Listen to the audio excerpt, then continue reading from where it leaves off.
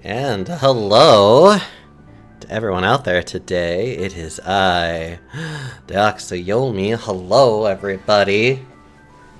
Oh, actually, wow, why are ads? No. Yeah, you know what? Fine. It's fine. It's like, why are ads taking so long to clear? Like, fuck. Okay. It's like, whatever. I guess I can fuck around for a little bit. Like I kind of normally do, but so welcome on in. I hope you all are doing well today. I am I'm a little okay. I'm a little tired. Definitely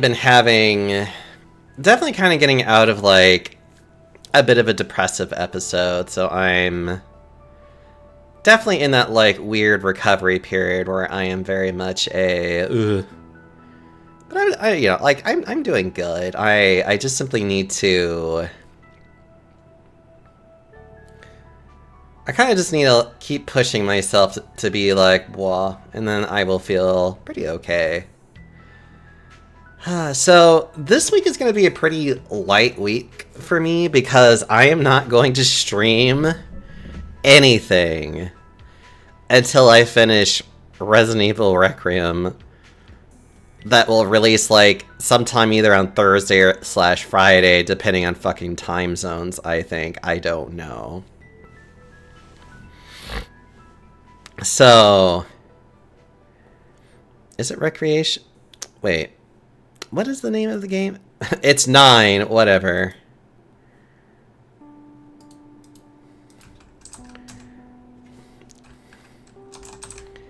Now I'm like, no, it's Requiem. I'm not going.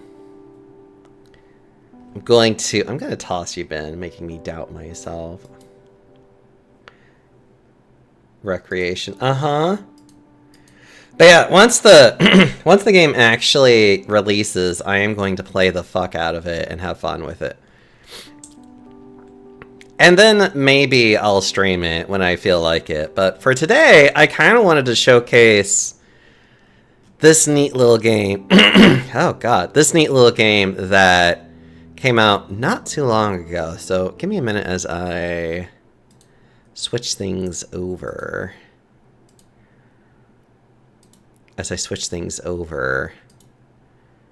I need to remember not to be a silly Billy and then do this. Oh, right, I need to. And then do that, and then. Ah! It's loud! I was a fool.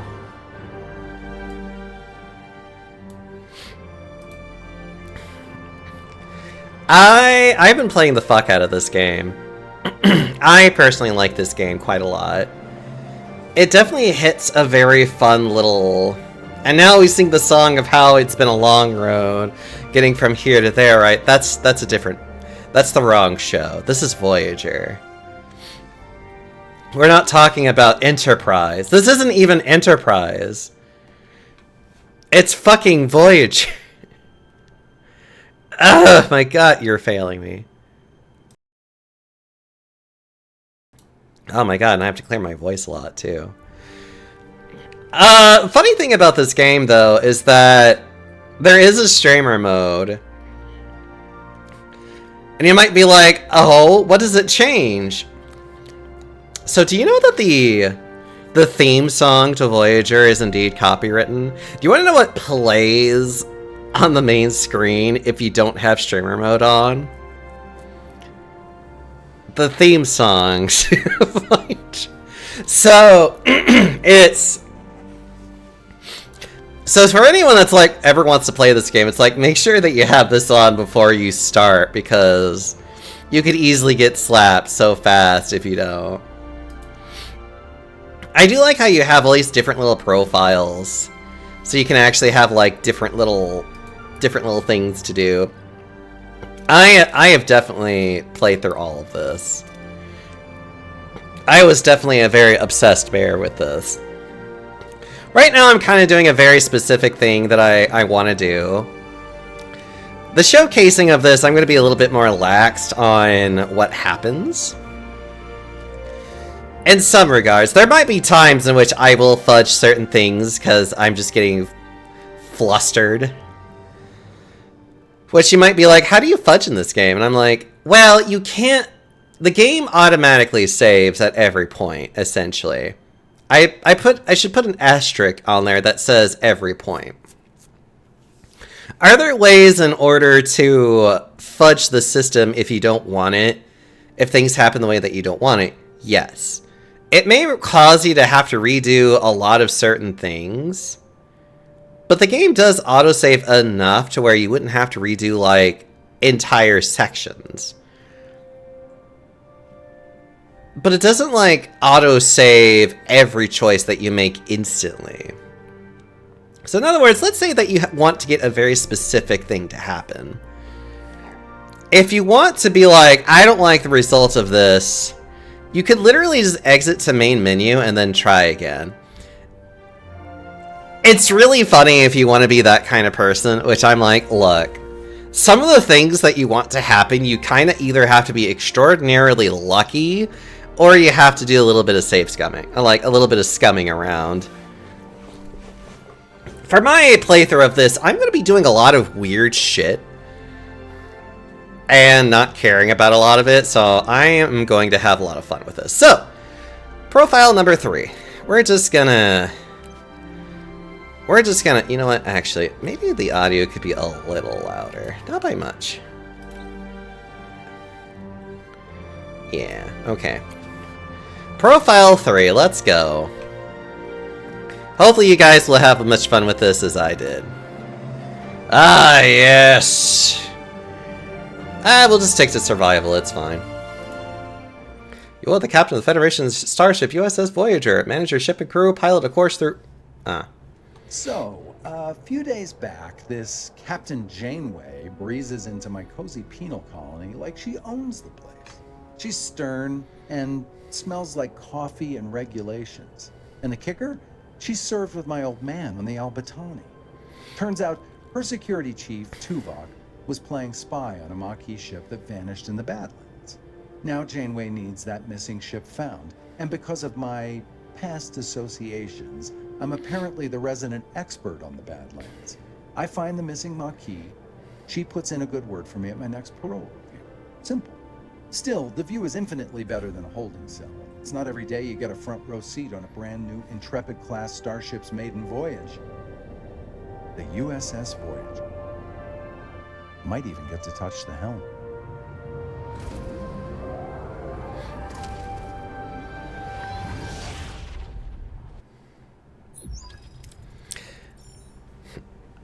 Gentlemen, welcome to Voyager. Ensign Kim, you're fresh from the Academy, ready for your first deep space assignment? Reporting for duty, Captain. It's an honor to be here. I hope I live up to your expectations. Ensign Kim, I trust you've already met Tom Paris, our esteemed observer, a former Maquis pilot who will help us search the Badlands for the Maquis vessel. With all due respect, ma'am, observer is hardly a title befitting my talents. I'm the best damn pilot in this sector. Call me pilot extraordinaire, Ensign. The Maquis, wow, I've heard a lot of stories about them. Relax, I was with the Maquis only a few weeks before I was captured and sent to a lovely little penal colony in New Zealand. A penal colony in New Zealand actually sounds really lovely, though. Penal colony! Enough chatter, gentlemen. All hands. This is the captain. Report to your stations. Helm, take us into the Badlands. Maximum warp.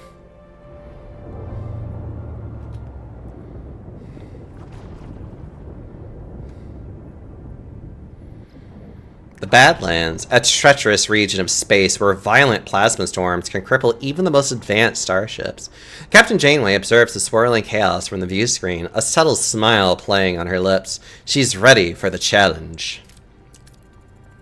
Scanners are picking up no other vessel in the system, Captain. It's your time to shine, Mr. Paris. Any idea where your former colleagues might be hiding? I wasn't exactly a Maquis of the Year, Captain, but they did prefer underground bases, remote planets, and... Captain, I don't mean to interrupt, but I'm reading a coherent Tetrion beam scanning us. And a displacement wave heading towards us!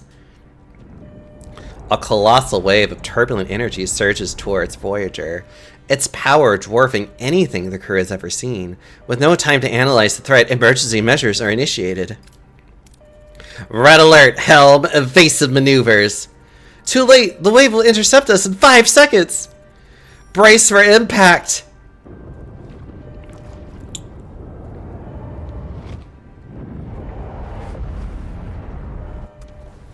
As the crew regains consciousness, they find their bridge in total devastation.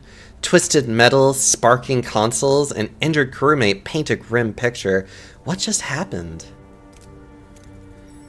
Damage report. Major hull and deck damage. The transporters are offline and we're receiving casualty reports. Bridge to sickbay. Doctor, I've got injured crew on the bridge. Doctor? Damn. Captain, we're losing systems across multiple decks. The deuterium tanks are empty. Warp core has gone to gray mode. We're on reserves. Barely. Mr. Paris, take the helm. Scan for the nearest source of deuterium. External sensors are offline. Stellar cartography must be down. Voyager's blind, Captain. Janeway to engineering. We need stellar cartography back online now. Click on the question mark to... Actually, hold on. Can I turn that off by... you know, it's fine. I'm just, you know... Switching the power on, Captain. Captain, sensors are picking up something out there, but... What Harry is trying to stammer is we're not in the Badlands anymore.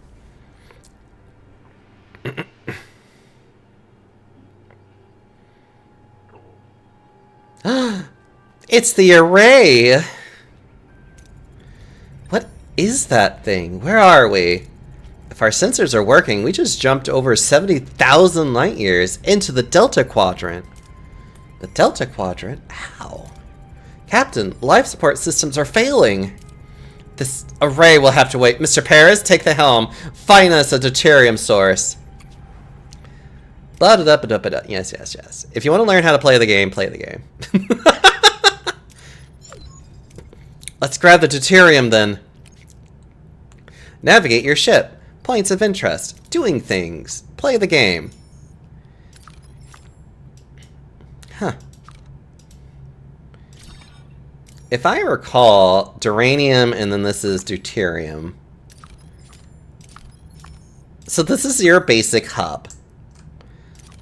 As a matter of fact, hold on. Let me do all of this. So you can actually scan for every planet when you're in the system, which gives you a really brief overview of like what kind of resources are there, what kind of thing it is, which by what kind of thing it is, you can probably guess like what sort of activities that you have to do there. Eventually it'll even tell you how much of a resource is there. For now, we're going to go to this Class B planet, which takes 2 cycles to get there. Wait. Life support systems on.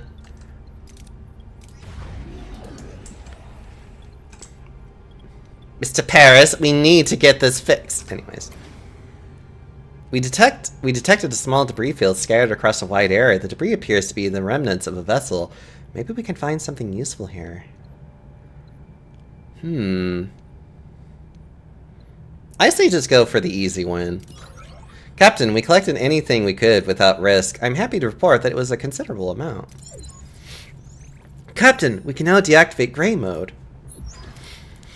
Captain, ready to increase warp core output. Yeah.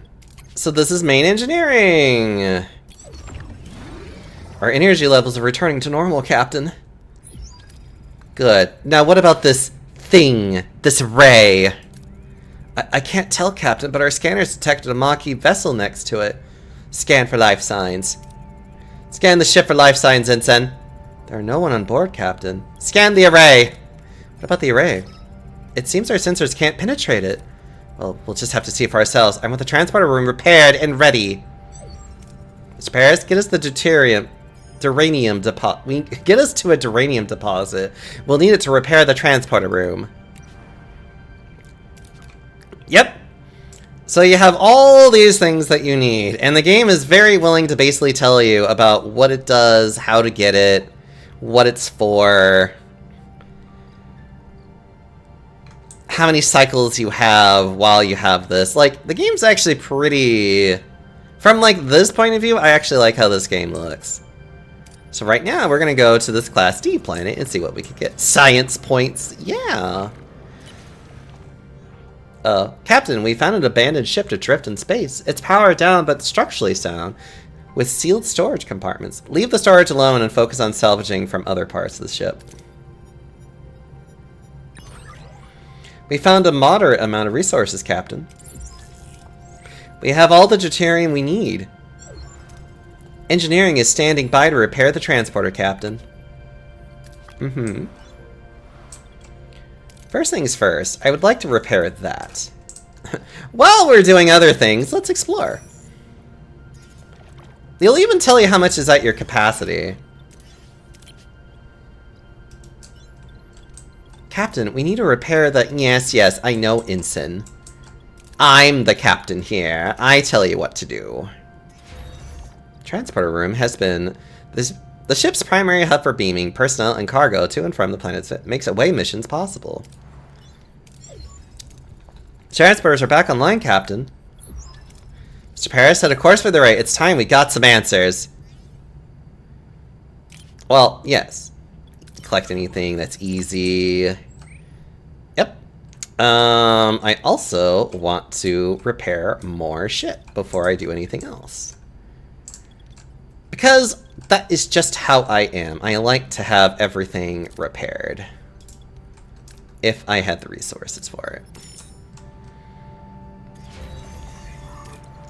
It's like, but before we do that, Mr. Paris, I want you to start... Actually, hold on. Field training. I want that done, if possible. I don't think I can. It would take too long. And just, you know, take the easy win. I'm not gonna risk getting more when I can just get enough and be like, this is plenty. Oh, right. The shuttle bay requires a lot more. Sick bay. We gotta get the doctor online. Where would we be without our helpful doctor?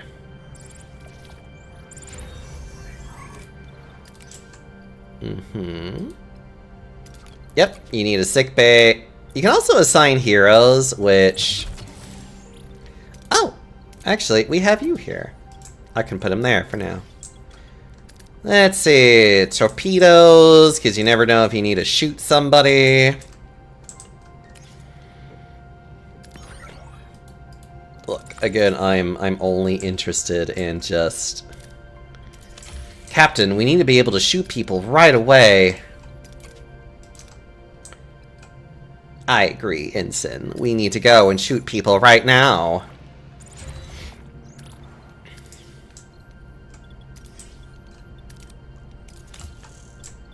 But yeah, this is essentially your base. So it's definitely very different than like how the actual Voyager like series is, because every room is essentially destroyed. And you have to systematically clear it out, which does give you resources, by the way. And then you can start building all kinds of fun things in its place. So now that we're like slowly... What is the nature of your weapons emergency? Hi, DDB. Hello, it's so good to see you. I'm just playing through... I'm just doing a nice little showcasing of this game, because I like this game. This game is neat. So how long can you have holodeck episodes? Until you can have holodeck episodes, I have to repair life support in these systems first. Which actually is not that terribly difficult. I have enough of the bio neuro gel packs, which you can actually create them in this game. And I kind of like that this game is just kind of like, yep, you could just create them, because science. Why, obviously, couldn't you just science more, Janeway? The mess hall. Emergency rations. Which, luckily, we don't have to worry about morale just yet. The holodeck is perfectly safe so long as you never enter it.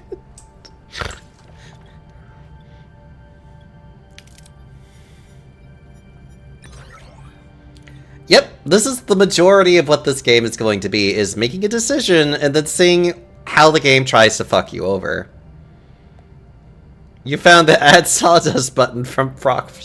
Shut up. Too busy making torpedoes to big bio. We can eventually. That's the other thing we can do. We can also make fucking torpedoes. Eventually. That's all part of the tech tree. Oh, we actually can. That's all part of the tech tree that we have here. And we also have unlockable technology if you make certain good, quote-unquote good decisions. Some of the good decisions that you make is also making terrible decisions, but some of these technologies are actually locked behind your decisions. So some of it is going to be a matter of you can eventually get to it. Others are just you have to get a certain choice to it. Like this one, I remember what it is, and you have to make a certain choice to get this one to work.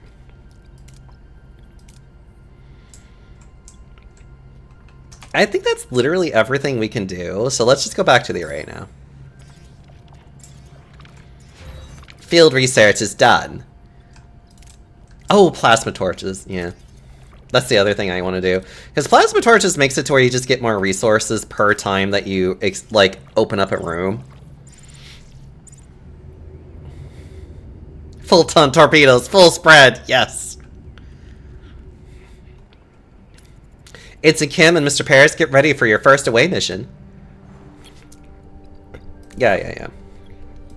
We only have 2 people. There's only so much you can do with models.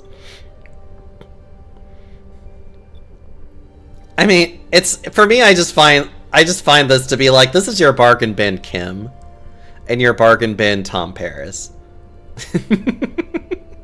Anyways, but yeah, you have to look at all these different challenges and try to make sure that you have people that can meet at least one of them.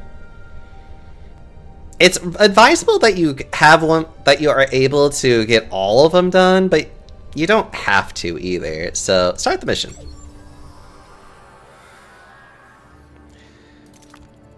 Captain, we seem to have materialized in the middle of a cornfield. This place, it's eerie. It's eerily similar to Earth, but something's off. Any suggestions of what to do next? Look for footprints or strange noises. Scan for life signs or other strange emissions.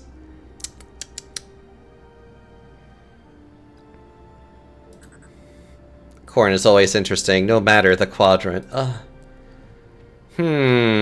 Scan for any life signs or other strange energies. Ah, yes!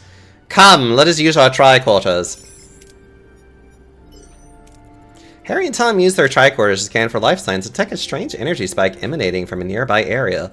Following the readings, they navigate through the cornfield and find a farm with people working the fields. An old man sits on the porch of a nearby farmhouse strumming a banjo. Notice though that he does get fatigued. Every action that a person does, they get a little bit fatigued and their skill value will go down. That's what this entire thing is. Luckily, they do recover the moment that you're just kind of like,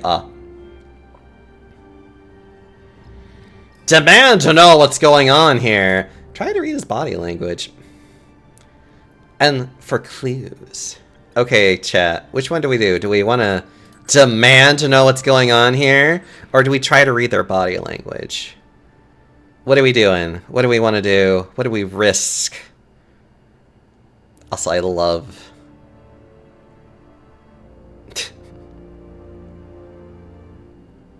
Just the random artwork makes me smile and giggle. We could demand, but we have more of a risk. Advanced interrogation. Advanced interrogation it is. Whew! That was close.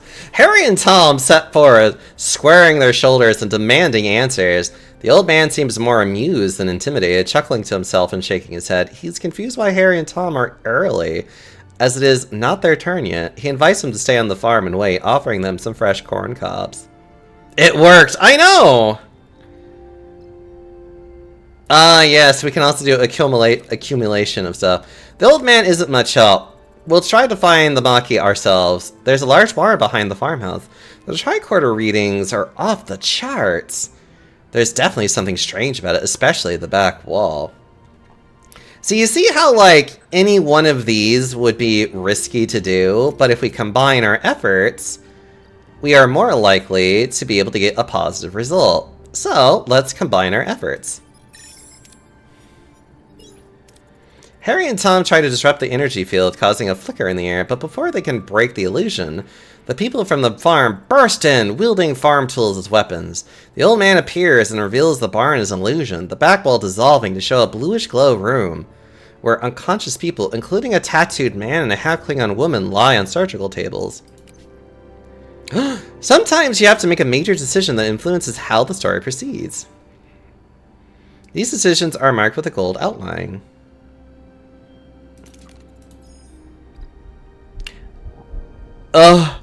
Who do we go for? Do we wake up the tattooed man or wake up the half-Klingon woman? Chipotle. Stop it. Okay, do we want to go for canon? Or do we want to go... Let's not... No, we're not going for canon. We're going to go for fucking... These people must be the missing Maquis. They're being held here, Captain. We must get them out of here. Let's break canon immediately. Harry sprints towards the half-Klingon woman, hoping to rouse her. As he reaches out, the old man stops him, a look of concern on his face. Before Harry can react, a blinding white light fills the room and everything goes blank.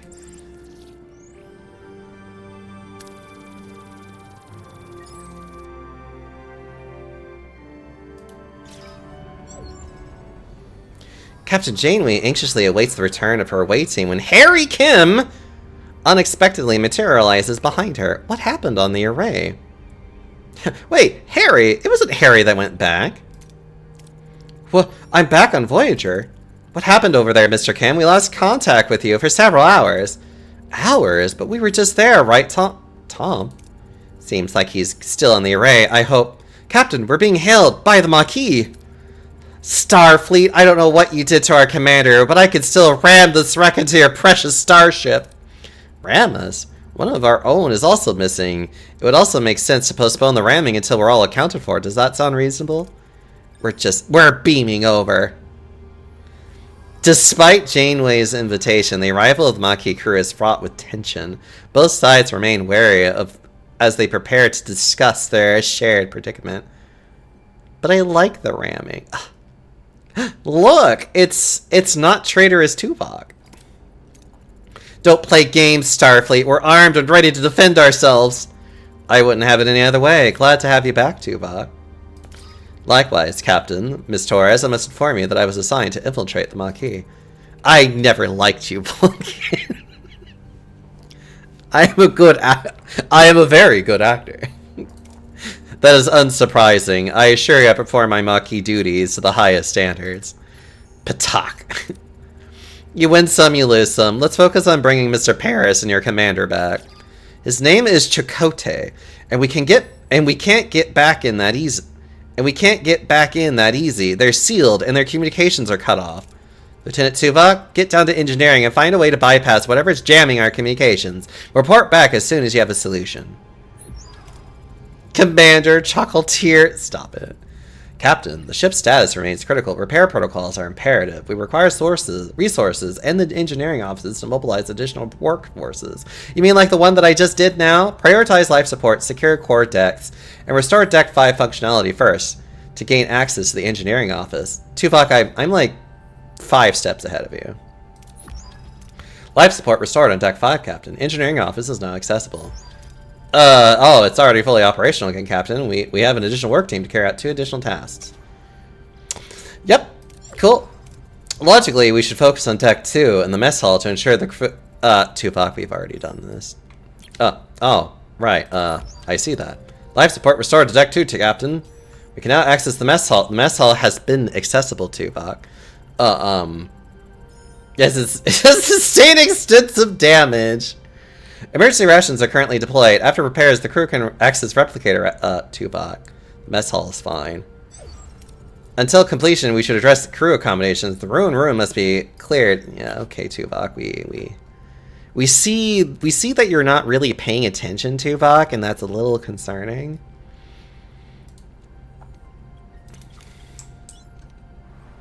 Oh. So now we have to worry about morale. Commander Charcoal Trait, stop it. I mean, he did just get back from a spy mission. So now we have to worry about morale. Morale can be affected by a lot of different things, and it can go up and down. Right now, our max morale is inhibited because people are hungry, which we can fix by doing that. Notice how much of a jump that is, though, to go from emergency rations to premium replicator rations. It takes a lot of deuterium to feed people. And deuterium is your main fuel source to get anywhere, so it's very, like, not preferable to have to deal with that. Considering how I like to run my ship, I am going to... Right. Tuvok, do me a favor. Go here. Go be pretty there. Considering how I like to run my ship, while waiting on our work teams to finish, we should continue to collect more resources. Tuvok, stop interrupting me. Did not factor in Captain Janeway being a president giant band. Rookie error, I know. So we already got everything done here. The only thing I could really do at this rate is just literally travel all the way over there.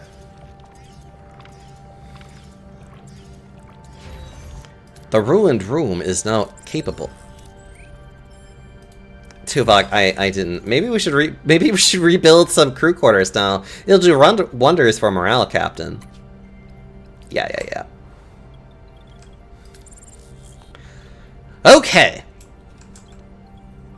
So now we have some cleared space of just empty Voyager room.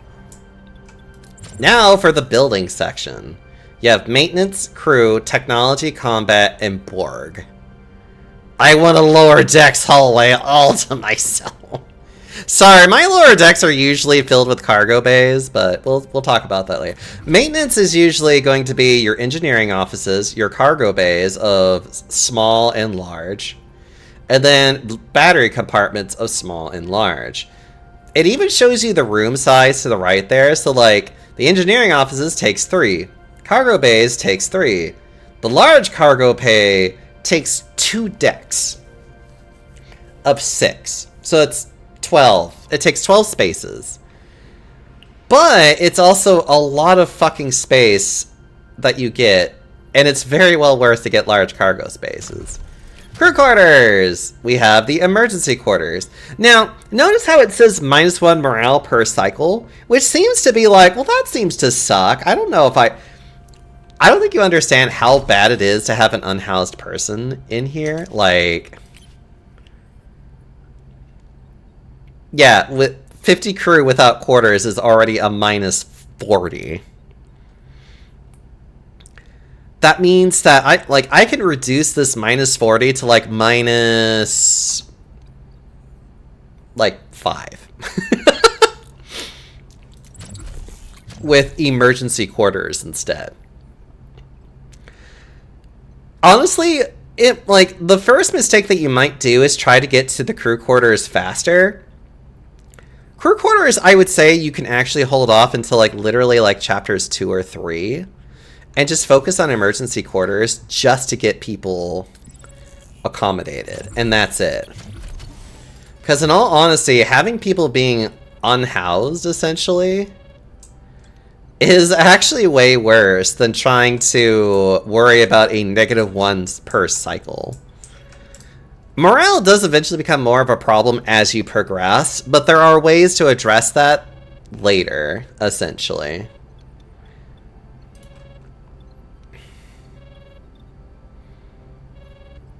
It is a space submarine. Nobody wants to sleep on the floor. Exactly. What to... Hold on. I want to get here first, and then I'll respond to Tuvok. Do I want to? No, that would be a waste, actually. What is it, Tuvok? Captain, the array's jamming signal has been neutralized. We should be able to establish communication. Let's hope they respond. Hail the array! Ugh, who's this? Why are you bothering me? Oh, it's you. Why are you back? You don't have what I need. I remember that voice, Captain. It's the old man with the banjo. But his form is entirely different compared to how he appeared on the array. I am Captain Janeway, the Federation starship Voyager. We mean you no harm. We just want our people back.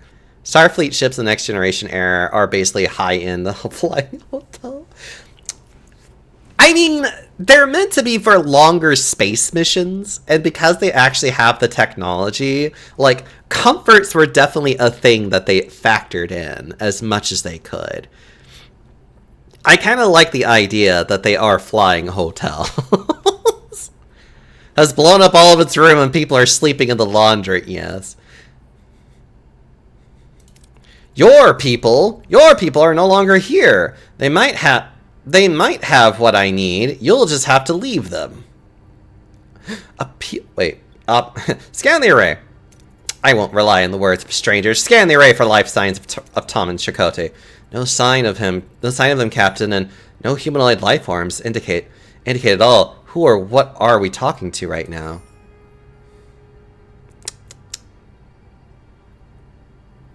Appeal to his humanity. He's not human.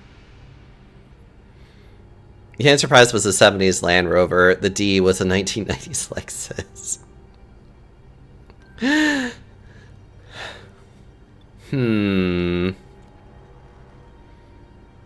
Do we want B'Elanna to talk, or do we want to do Mean Janeway? How does chat feel? Do we want B'Elanna to step in and be like, I got you, girl? Or do we want Janeway to be catty? We're not going to do this one. No. The appeal is like he's not human. Plus, I do this too often anyways. That's actually how the set describers describe. I do like Mean Janeway. We got a Mean Janeway. Do we want another mean? Are we all good for a Mean Janeway right now? Do we want the Janeway that's like, how dare you be this bitch with us? It's a 70%. I mean, it's all 70% chances. It's just a matter of what does chat feel like today? Warlord Janeway. Warlord Janeway it is. We won't leave without them. Return our crew or face the consequences. Your determination is admirable, but I have no time for this. There just isn't enough time. Time for what? The continuation of my work. I still have so much to do. What do our people have to do with this? I don't understand. What did Tom and Chakotay have to do with it? Your people may serve a greater purpose, one that could secure my life's work. No, you're stealing my time. Do you understand? I don't have time. Not enough time. And we cut off, Captain. Damn it. We haven't gotten any closer to Paris and Chakotay. You managed to get something. You Starfleet don't know how to... You managed to get something. You Starfleet don't know how to fight, but you sure talk good. Captain, if I may, I have observed that the array has been sending energy pulses towards the 5th planet of the neighboring system ever since our arrival. The caretaker is such a little pisshead. Given the lack of information regarding our mission's crew location, investigating this planet appears to be the most logical next step. It's the only lead we have. Thoughts, Miss Torres? I don't like this any more than you do, but it's easier if we work together, Captain. Helm, set course for the 5th planet of the neighboring system. Let's find our people. Set course for the 5th planet of the neighboring system. Maximum warp.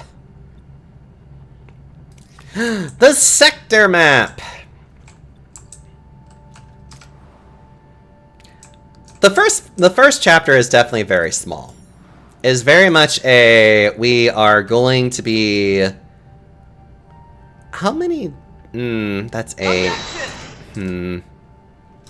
I'll go ahead and just take what I can from here. Even if it is a bit of a loss. Yeah, it's fine. Cola, hello! Hold on.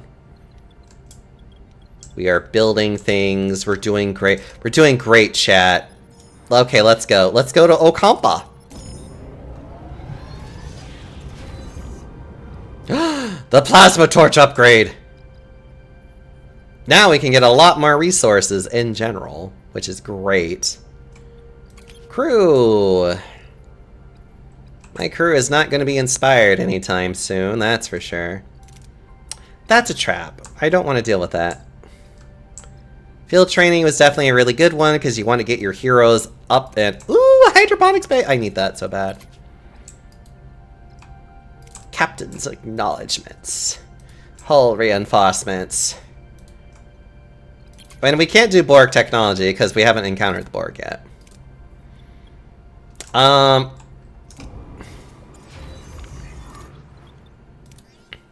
See how much that has lowered because of it? Getting the rooms rebuilt is so much more important, even if it is still at like a -1. Also, damn.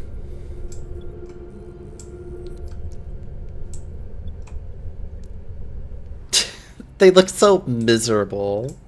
They're just kind of like, yep, these are my quarters. At least I have a bed, though.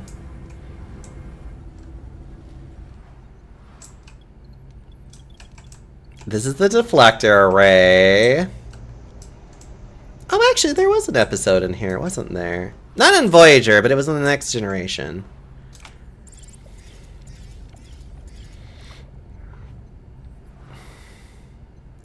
It's time to go to Alcompa. Captain, we reached our destination. Orders? Continue.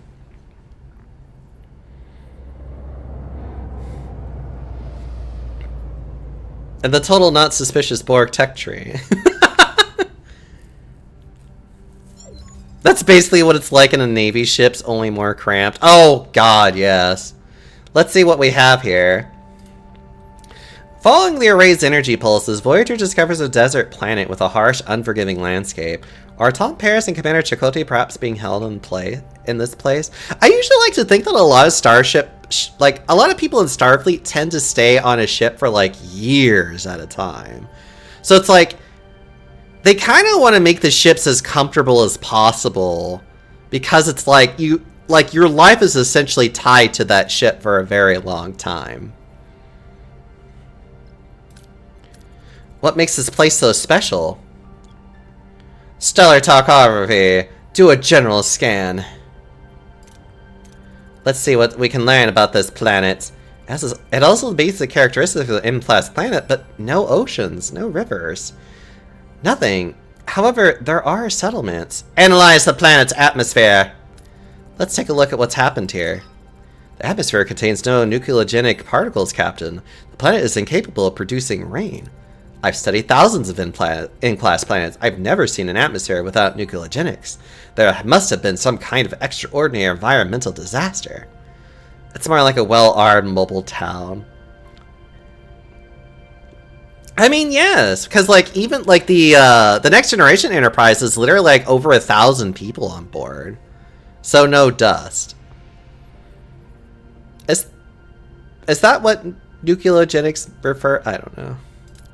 You can study the planet in detail after we rescue Chakotay. Check the energy pulses. Anything noteworthy about the energy pulses?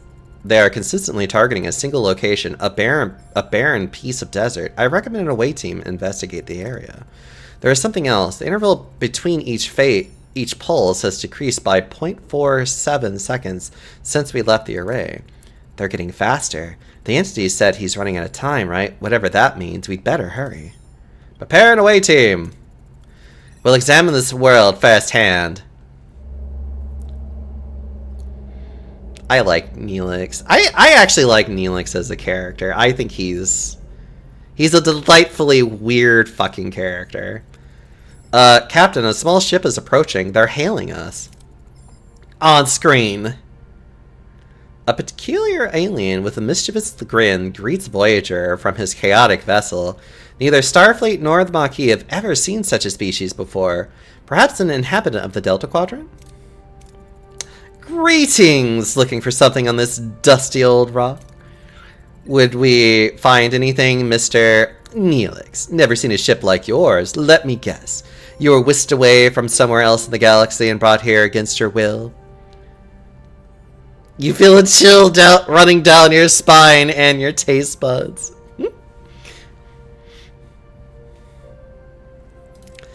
Sounds as though you've heard this story before. Thousands of times. Well, hundreds of times. Well, maybe 50.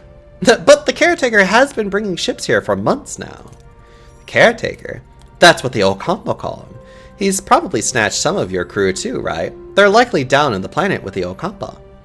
I like Neelix. Neelix really, okay.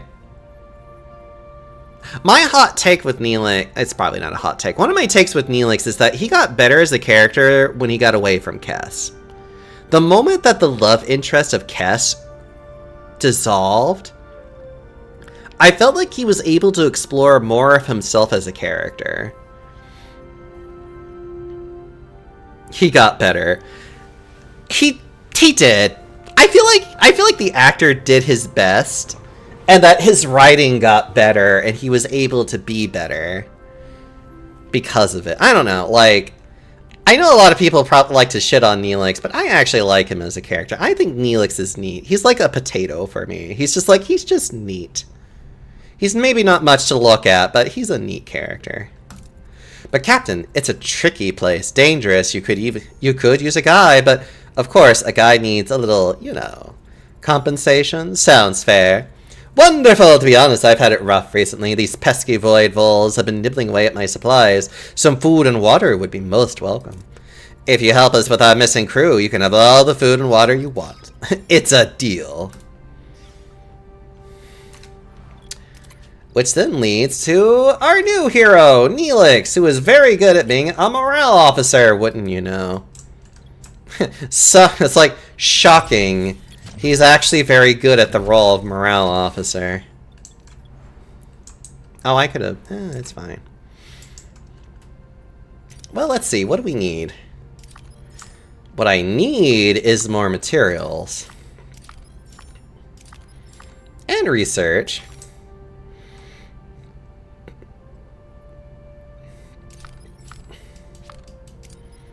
Let's go the furthest out.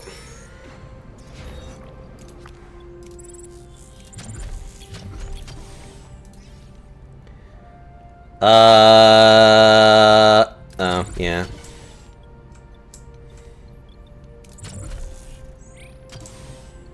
No available work teams. Oh, right, because I have one building.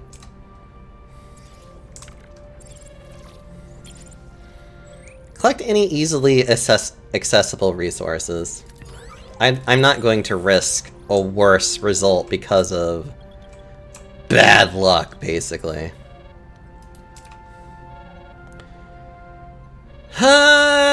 Let's see. Let's go to the debris field and then the research. We need to build one more new quarters. Build enough to accommodate all the crew.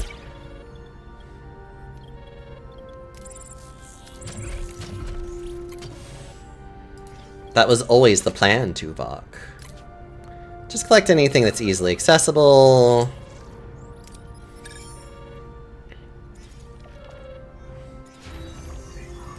Emergency quarters. Oh, hydroponics.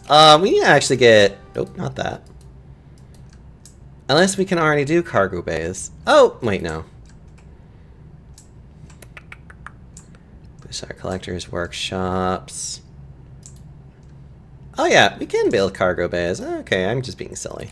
Combat! Well, having more hull would be great.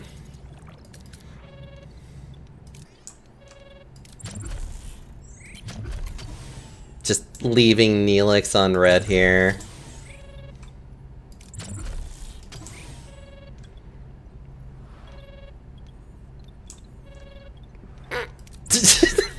I'm sorry. Actually, a cargo bay here would be nice. We do need to actually be able to keep more deuterium so we can actually travel farther. Conduct a detailed analysis. Let's just scan the anomaly from a safe distance. Okay, good enough.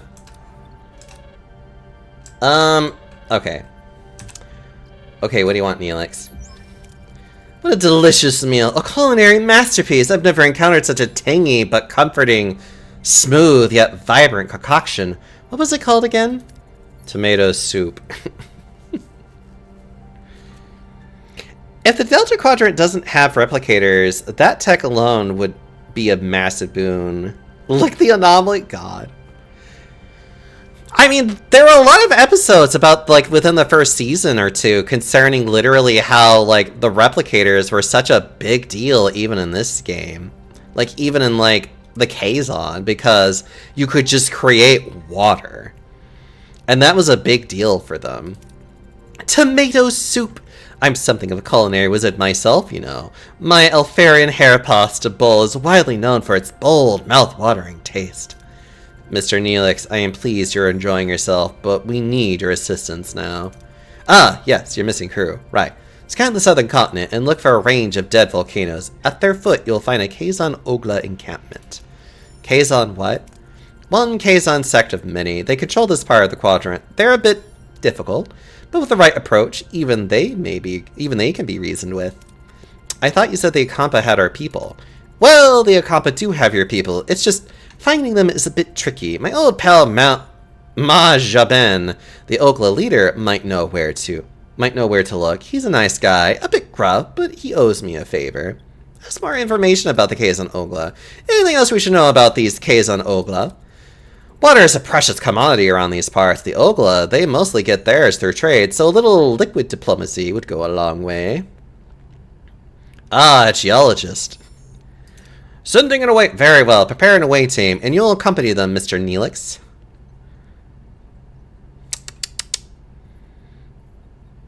To Okampa!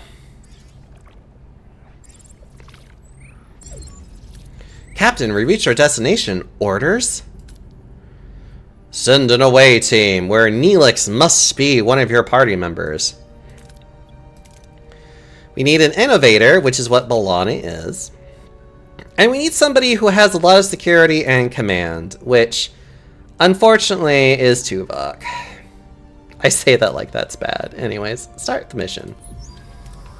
The away team materializes in a small valley between the dead volcanoes. The sun burns down on them mercilessly. The air is hot and dry, and a sandy wind whips into their eyes. Captain, our tricorders are malfunctioning, probably because of the energy impulses. How do we get our bearings in this dust bowl? Struggle through to a vantage point. Well, Tuvok, don't fail me now. The away team pushes forward, battling the strong winds and low visibility. Finally, they emerge onto a ledge with a clearer view of the surrounding area. In the distance, they spot the Kazon Ogla settlement. However, the wind is picking up and a massive sandstorm is approaching from the south. Captain, a sandstorm is heading our way. We need to find cover, and fast. Design an intelligent shelter to withstand the storm. B'Elanna wastes no time. With impressive efficiency, she swiftly constructs a wind-resistant shelter from the surrounding debris, all the while grumbling about the perceived incompetence of the Starfleet team. After what seems like an eternity, the storm subsides. The away team emerges unharmed and sets off in the direction of the Kazon Ogla settlement. Captain, we've reached the settlement. How should we approach the people? Let Neelix do the introduction. Approach in the typical Starfleet manner, or approach intimidatingly, weapons at the ready. Talaxian. It's fine. Neelix bounds forward, greeting the Kazon Ogla in his usual boisterous manner. The women and children seem to recognize him, but their expressions are skeptical rather than welcoming. The men approach cautiously, weapons in hand. A tall Kazon emerges from the settlement. Jabin, their leader, at the sight of Neelix's face darkens. In the background, a badly bruised young woman who looks nothing like the Kazon, but more like a human with pointy ears, peers around a corner. My God, Empress Janeway, run, dead already. Seems like the Kazon don't find Neelix as charming as he's led us to believe. How should we appease them, Captain? Well, we can either assure them that we have no bad intentions, or offer water exchange for the information.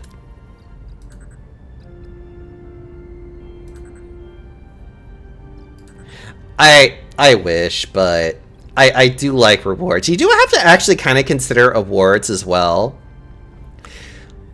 But the game actually is really funny how much they do, like, how much these things actually do matter.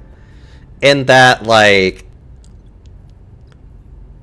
if you're not careful, these choices actually do impact what happens later. So we're going to offer water in exchange for information about the Ocampa. The away team offers Jabin water from their replicators. Fascinated by the technology, Jabin accepts the offer and becomes more receptive. He explains that the Ocampa live underground, their access controlled by the caretaker, who also provides their only source of water. As proof, Jabin points to the bruised woman he is holding as a slave, an Ocampa. He explains that she is one of the few who have managed to reach the surface. Suddenly, Neelix grabs a phaser. He points it at Jabin, and demands the Ocampa woman be freed. Things are getting out of hand, Captain. We should retreat.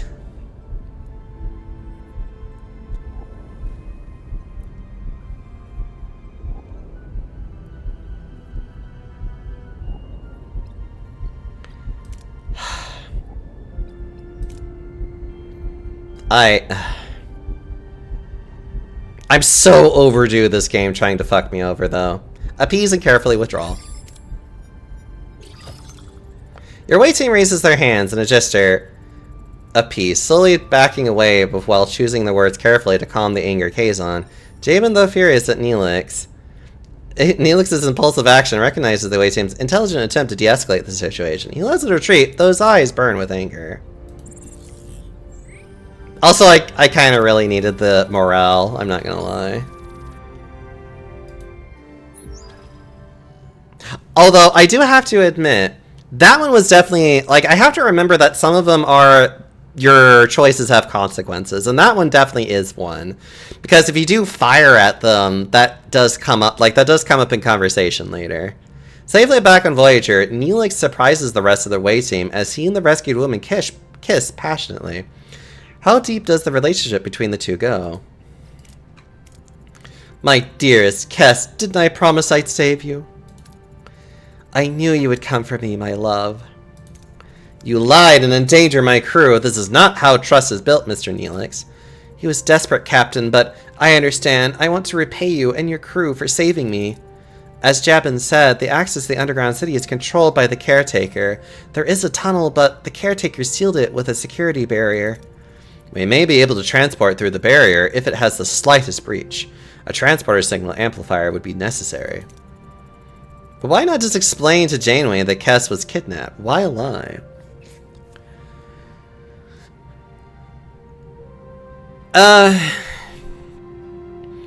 In this case, this was more of Neelix probably didn't want to risk her saying no. So he kind of just left that as a convenient I'm not going to talk about this. Excellent idea. Kes, can you help us once we've located the breach? Of course, it's the least I can do. I'm grateful. Now, ask Kes what she knows about the caretaker. What can you tell us about the caretaker? For generations, he has provided the Ocampa with food, water, energy, and protection from the outside world. Any idea why he does it or where he came from? No, we do have stories and legends about him, but they're just stories and legends. Ask how Kes and Neelix met. Kes, Mr. Neelix, I'm curious, how did you two meet? I met Kes while I was trading with the Kazon Ogla. They enslaved her, but she was kind even to someone like me. I had to get her out. He visited, brought me gifts, made me laugh. He was the only good thing in that terrible place. We fell in love. I admit I used you, Captain. I apologize, but I'd do it again in a heartbeat. Ask why Kes came to the surface. Kes, if it's so dangerous on the surface, why did you leave your home? I felt a strong pull to explore the world beyond the city. I yearn for the freedom to discover new things and learn about myself. Seeing my people so dependent on the caretaker, unable to even think for themselves, it was unbearable. We once possessed telepathic abilities, but these atrophied over many generations. We have things to do! Alright, someone get started on that transporter's signal amplifier, and Kes, we'll go to the sick bay and have you examined. Captain, the science lab is back online. We can start researching. Computer, initiate emergency medical holographic program. With no other option available, Captain Janeway activates Voyager's emergency medical hologram. A shimmering figure materializes in sickbay, ready to provide critical care. It's the Doctor! We finally got to him! Please state the nature of the medical emergency. Doctor, our chief medical officer is dead. You have to take care of sickbay now. And this patient, Kess. There's no need for concern. I am capable of treating any injury or disease. A broken ulna, a few minor bruises and grazes. Nothing I can't handle. You're in the most capable hands, young lady. Thank you, Doctor. That's very kind of you. I expect you to do your best, Doctor. Do my best. Captain, I'm programmed for optimal medical care. What else would I do? Now, if you'll excuse me, I have a patient to attend to and a sick bay to reorganize. Right. Transporter signal amplifier. While we're waiting, I guess. Ironically, I'm probably going to use the cargo bay to increase my deuterium deposit so I can actually do something. Let's see, I guess I'll go up here.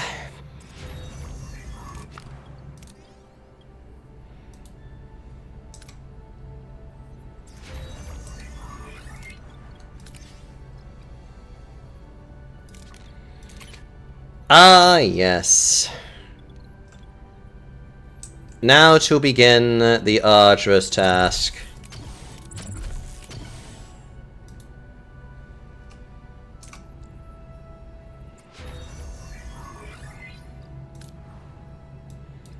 Yes.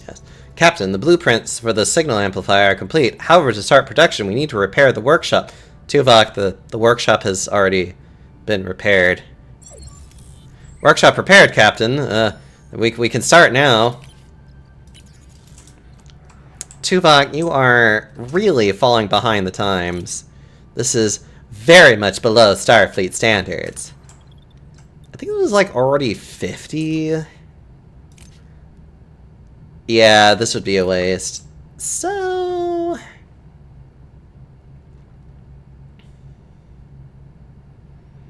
nah, fuck it, we'll go there.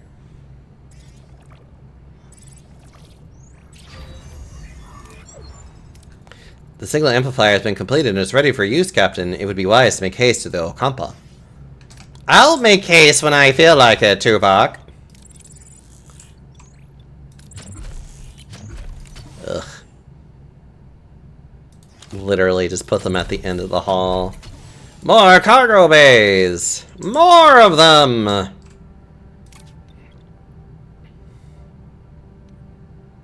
I could, but I don't want my ship to explode right now.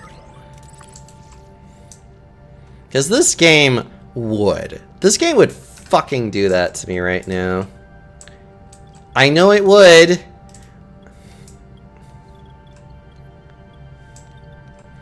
It would love to make me... It would love to be like, oh, but Daxo, you could just simply risk it and get more, and then give me the worst result and be like, I'm just... Yeah. This happens a lot in this game, trust me.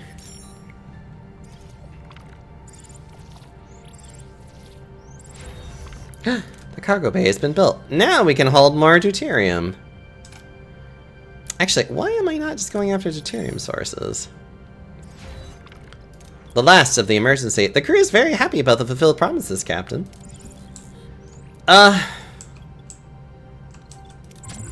There's one more thing we must do, Captain.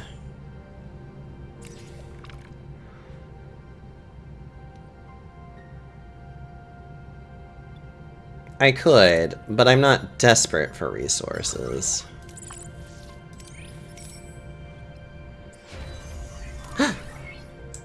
Captain's acknowledgements, which is kind of nice.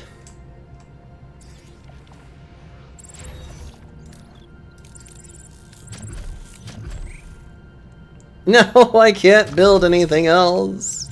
Oh well.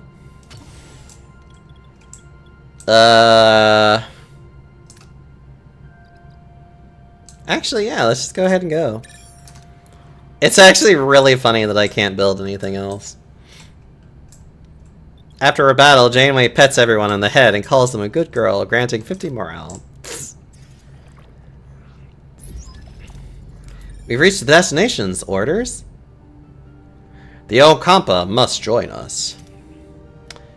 Tuvok has to join us, and B'Elanna would be a very good choice as well. All things considered.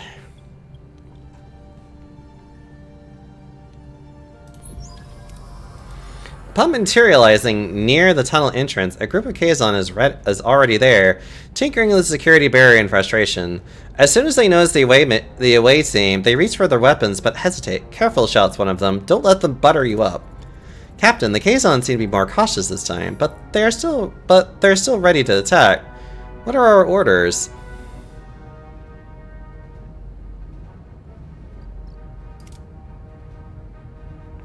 Show of force! Raise your weapons and approach the Kazon. Show them off! Tell them to go fuck off! The away team raises their phasers, approaching the Kazon with an intimidating demeanor. The Kazon, remembering the away team's previous display of wit, hesitate. They are unsure whether to risk a confrontation and eventually back down, allowing the away team to proceed the tunnel entrance. I will now die for our captain. Captain, we reached the tunnel entrance, using the transporter's signal amplifier now to find possible breaches in the security barrier. Let's see. Use the amplifier to locate breaches in there. The away team deploys the transporter's signal amplifier, carefully scanning the barrier for any vulnerabilities. After a tense few minutes, they locate a small breach in the energy field. They successfully transport themselves through the opening and into the tunnel. Beyond the barrier, the tunnel opens into a breathtaking sight. Embedded in a large cavern is a futuristic environment with smooth white walls glowing in a warm white light and sprinkled with patches of green. This is the Okampa City. Captain, we're inside the Okampa City, but it's a maze of streets and chambers. How should we proceed to find Tom and Chakotay? Just ask them? I mean, that's why she's here. Kes approaches the group of Okampa, respectfully asking for assistance in locating the missing Tom and Chakotay. The Okampa, touched by her concern, eagerly provide directions to a medical facility. The away team eventually finds their crew members, awake but disoriented, surrounded by strange medical equipment. Chakotay instinctively reaches for a weapon, but before any confrontation can occur, the ground starts to shake violently. A message from Captain Janeway cuts through the joy of reunion. The caretaker array has apparently repositioned itself and is now firing at the tunnel entrance. We need to get out of here! We gotta get out of here! Clear a path through any debris and obstacles. The away team clears a path through the collapsing tunnels, using their phasers to blast away debris and create a safe passage. But they dodge falling rocks and collapsing ceilings, ensuring everyone escapes safely. Soon they reach the exit, the security barrier, the only thing standing between them and their escape. The tremors are interfering with the signal amplifier's focus, Captain. The connection is constantly being interrupted. We can't beam out like this.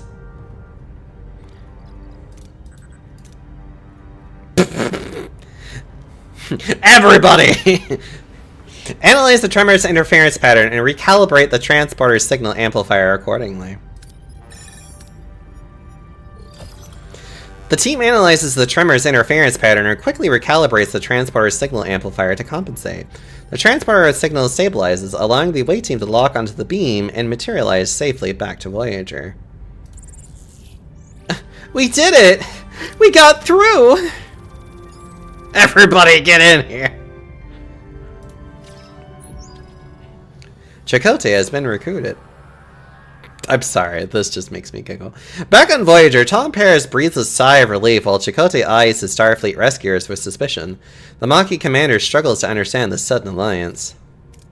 Commander Chakotay, welcome aboard Voyager. I'm Captain Catherine Janeway, and Mr. Paris, it's good to have my pilot back. What? No champagne? Not even the replicated... I'm Commander Chakotay of the Maquis. Taurus, what's going on here? Long story, Chakotay. Short version, we're stuck with Federation sycophants in the Delta Quadrant. And we share a common goal, getting back home. Anything you learned on the planet could help us. That's what they learned about the Akampa. What can you tell us about the Akampa? Naive, friendly, they don't get out much, and that's good because they wouldn't survive. Apparently, they've been living underground for longer than anyone can remember. That's true, our ancestors lived on the surface once. Ancient journals tell us the caretaker opened a deep chasm and led us underground. Can we still have Paris' mouth shut? Any idea why? They mentioned warming? The day our surface turned into a desert, on that day the caretaker appeared and built our city. Since then he has provided for the Akampa. How selfless of him. At least Neelix is worth a laugh. Neelix! I like Neelix. He's just a funny little guy. I do not believe this is a selfless act, Captain. The caretaker's focused interest in the Akampa is illogical. There must be a reason, though it eludes me for now. Did you learn anything about the caretaker? They say he's been acting out of the ordinary lately, abducting people. And he increases their power supply to half a decade. Not enough time left for the continuation of his work. Did you find something logical, Tuva? Based on my observations, I would like to put forward a theory. The caretaker provides the Akampa with a massive energy surplus, then he destroys the access tunnels. In addition, there were his frequent references to running out of time. The logical conclusion is that he does not intend to continue his role as caretaker. In fact, I believe he is dying. If he dies, how the hell are we supposed to get home? The caretaker mentioned that you might have been what he needs. Can you make sense of that? We woke up covered in scabs. The Akampa said we were sent away to prevent some kind of plague. Except we weren't sick before. They also mentioned others with the same disease, but they didn't last. They died? I want you both in sickbay now! Captain, their condition is unusual. It appears to be a cellular disruption caused by the induction of foreign genetic material. Their bodies are rejecting it, rather violently, I might add. They're fortunate. A few more days and their cellular disruption would have been fatal. Foreign genetic material? For what purpose? An excellent question, Commander. It appears to have been introduced deliberately, though why anyone would want to inject them with incompatible DNA is beyond my comprehension. Prognosis, Doctor? I've already started the treatment. With my expertise, they should make a full recovery. The doctor's discovery further confirms my hypothesis, Captain. Aware of his imminent death, the caretaker is enacting measures to safeguard the Akampa for as long as possible. However, they will run out of energy eventually, so he seeks a successor, one who would continue his work. This explains the abduction and subsequent testing of individuals from various sectors. Once the 12 years of power runs out, the Akampa will slowly and painfully die. Look, no one said his plan was perfect. If he dies before finding a suitable successor, we'll be stranded. We have to return to the array before it's too late. Captain, given the caretaker is reluctant to cooperate, a more assertive approach may be necessary. The Vulcan's right. If that overgrown energy blob won't send us home, we'll blast our way out. Phasers, torpedoes, the whole shebang. I believe a bit of tactical planning is in order. Shields first, then phasers. Our offensive and defensive capabilities have been restored, Captain Tuvok. We restored those like several cycles ago.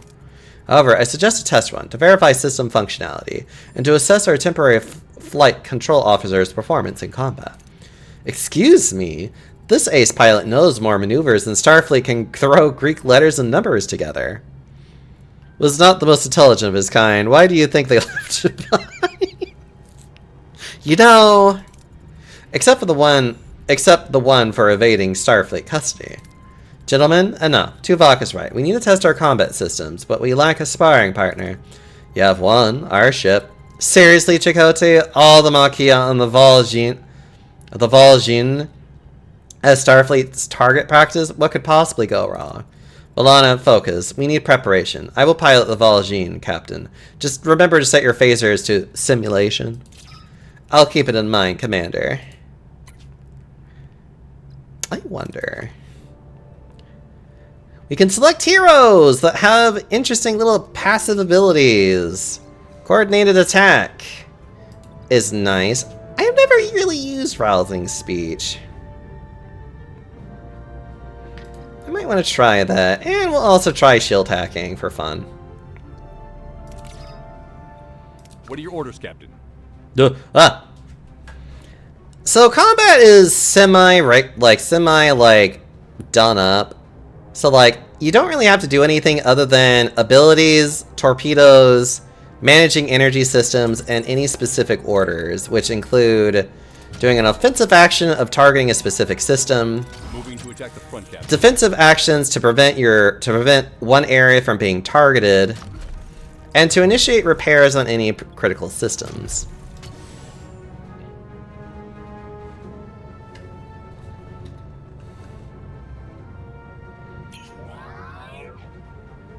Yeah. Ability ready, Captain.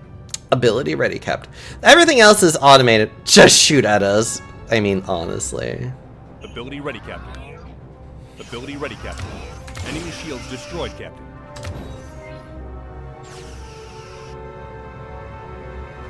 Ability ready, Captain. Fire a torpedo! Kill them!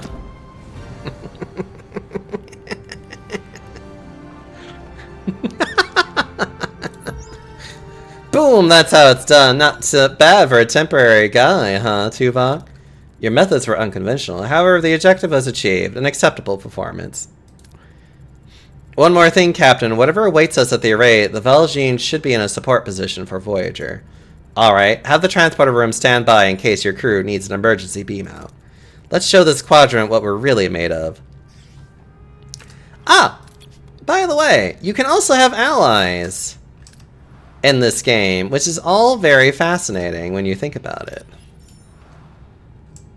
Which is actually fascinating if you allow it to be. Fear not, it's tomato soup.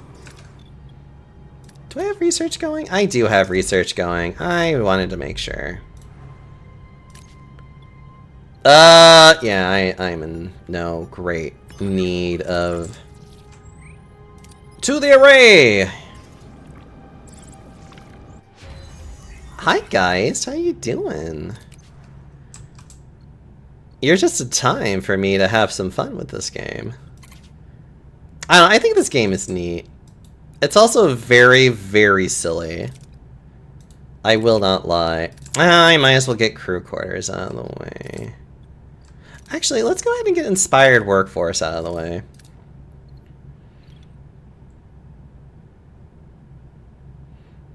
So I won't mistake you for Lady Geist tonight. Want to have some fun with Panda? Oh. What are you wanting to do, huh? Captain, we reached our destination. Orders. Continue.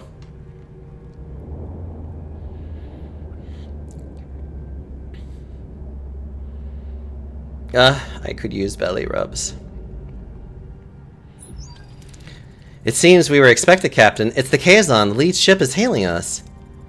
They're probably not calling to chat. I'll have our Maquis Raider manned. You'll have support if this turns out into a fight, Captain. Excellent idea, but let's see what the Kazon here have to say. Back for more, are you? Don't think your silk tongue will work this time. All we care about is getting home, Jabin. We will beam over to the Ray and see if we can arrange that. Oh, I'm sure you have another fancy speech prepared for the entity, but I won't allow it. We have no dispute with you. Of course not. You'd rather talk your way into getting what you want. This is absurd. We have no intention of challenging you. I'm not as gullible as you think. The array's power is mine. Javen, can we discuss this like two civilized? He's disconnected, Captain, and they're powering up their weapons. Battle stations.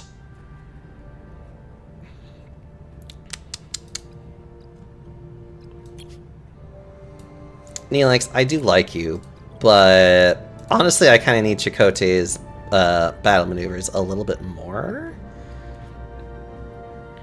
Well, actually, you know what? We'll take out Harry Kim for Neelix and see how this goes. What are your orders, Captain? Destroy his weapons! Captain.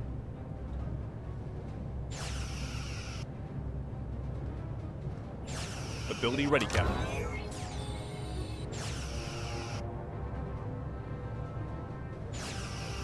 Ability ready, Captain. Yeah, it would be nice if you got a little bit closer. Ready, Captain.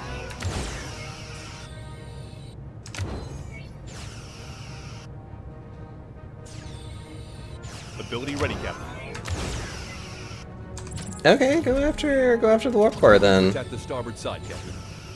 Alright, fine. You know, whatever. Aha!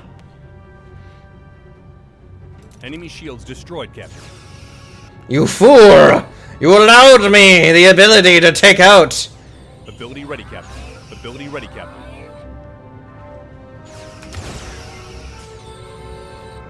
Oh, I need to do that. Ability. Enemy is fled, Captain. Moving to attack the front. Kill! Janeway, I need you to...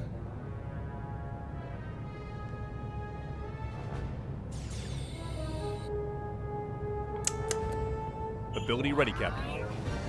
Oh, okay, we won. Okay.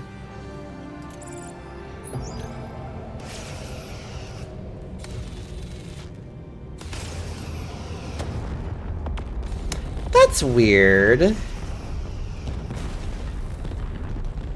I wonder what causes that.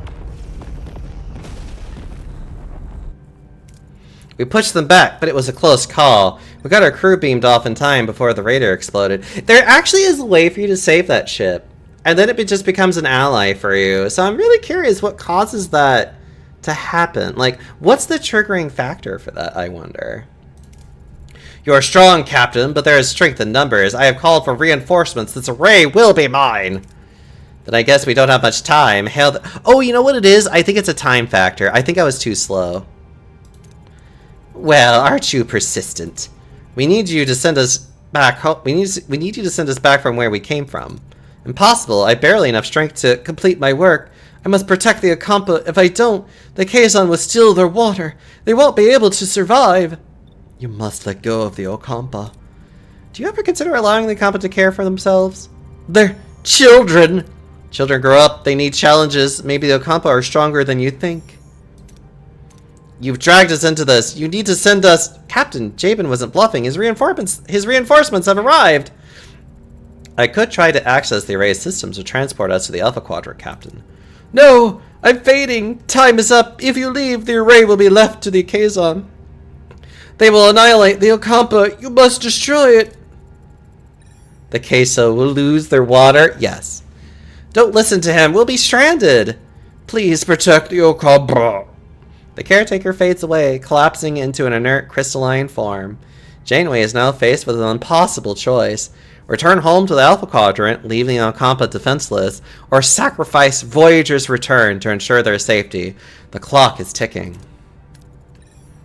He's gone. Captain, the Kazon are closing in, so I try to access the primary control system to send us back.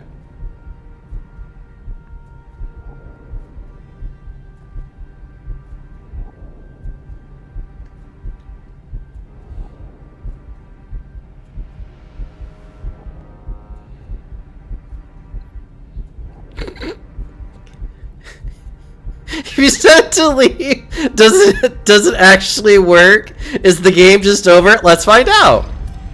Protecting the Ocampa would violate the Prime Directive. My responsibility is to this crew. Access the control systems. We're going home.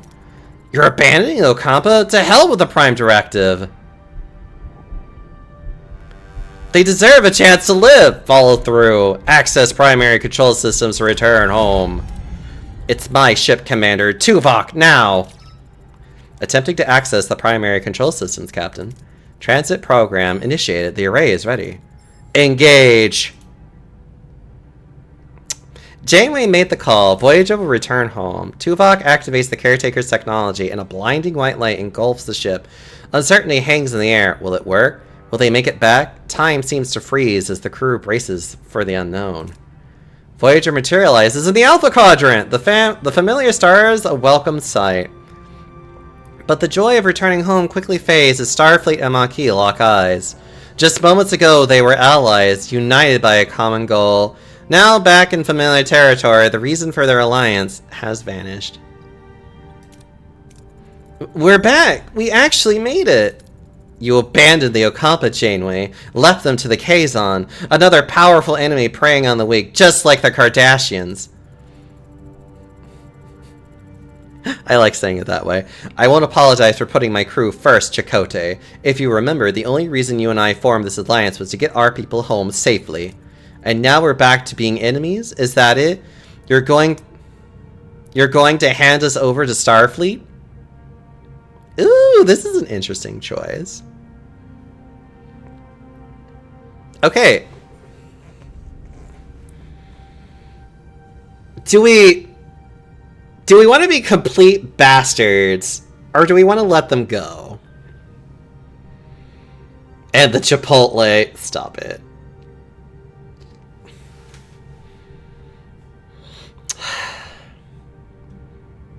Do we want to be a complete bastard, or do we want to let them go?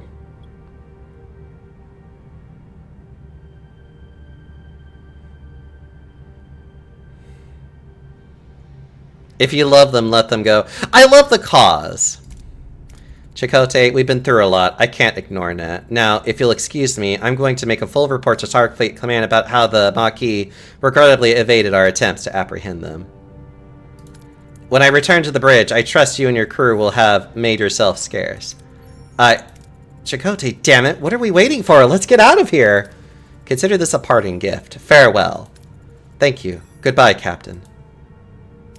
Captain, letting the Maquis go is a breach of Starfleet protocol. Logic dictates that they should be held accountable for their crimes.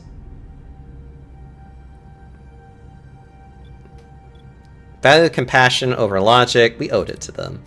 We owe them a debt to Lieutenant. They helped us get Harry back. They fought alongside us, the Kazon. Without them, we wouldn't have made it back home. I fail to see how a debt justifies compromising Starfleet security protocols, Captain. B'Elanna, the Maquis, they saved my life. What they did in the past, it doesn't matter. I won't complain about their help either, but the thought of going back to New Zealand, not exactly my idea of a happy ending. Maybe you could pull a few strings for me with Starfleet Command, Captain? Sure, I'll be nice. This'll be the nice Janeway. Tom, I made you a promise, didn't I? And perhaps a certain pilot with your unique skills might find a place for himself on Voyager sooner than he thinks. That's music to my ears, Captain. I'll show Starfleet what this pilot extraordinaire can really do. It's just two terrorists. What could possibly go wrong? Two terrorists against a legitimately fascist, like, country. Because the Cardassians are actually a pretty awful, like, their government is basically a fascist government. Like, they're not great people, unfortunately, because of it. Well, gentlemen, it seems our adventure has come to an end. Mr. Paris, set a course for Starfleet headquarters. It's time to report in. And for our coffee break. Congratulations, Captain! You have discovered a hidden ending! Returning home via the Caretaker's array was never intended, but your ingenuity and determination have defied expectations.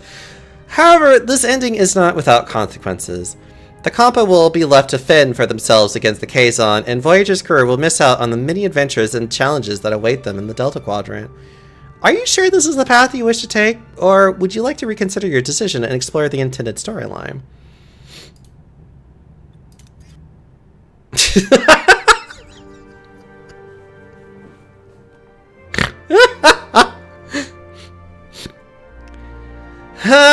I'm sorry, that just makes me giggle. Okay, the good news is that we could just continue the game literally, I think, from the decision part of it, or like right before it. No, can't afford that right now. Like, we already have a cart. We have two of them. Go away, Harry Kim. Like, how deep in the game was that extra ending? This is chapter 1. Yep. Like, Voyager actually did have the choice to just fucking leave. The only reason why Voyager, the series, became a thing was because Janeway decided to destroy the array because it would have unknowing consequences to the Delta Quadrant if the array was left in the Kazon's hands.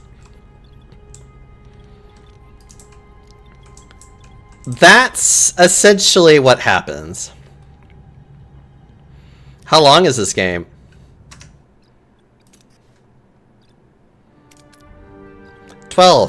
It's 12 chapters.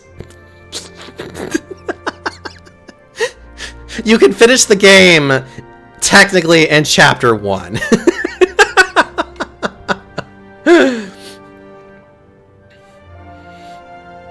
And I believe there's quite a few other hidden endings that are in this game that you really have to go off script to find it.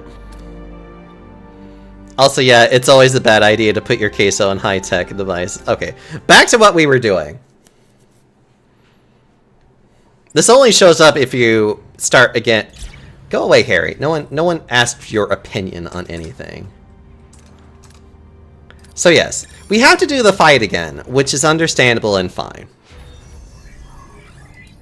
Because literally this is like the closest save point to this that would allow us to still continue to like do something useful.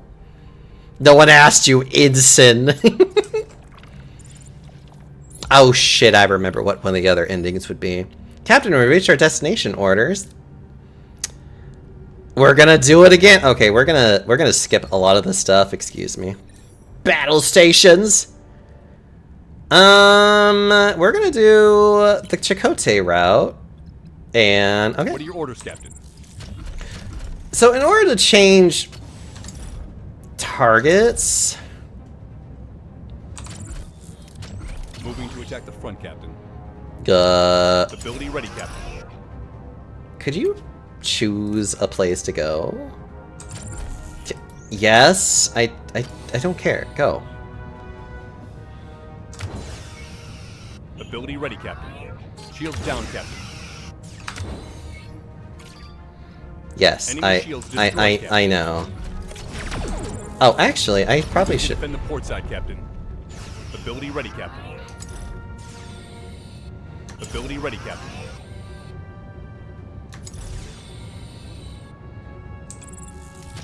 Moving to attack the front, Captain.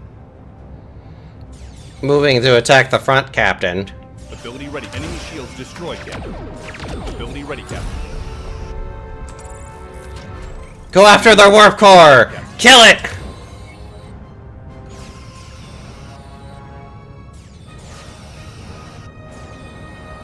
Enemy shields just ability ready, Captain.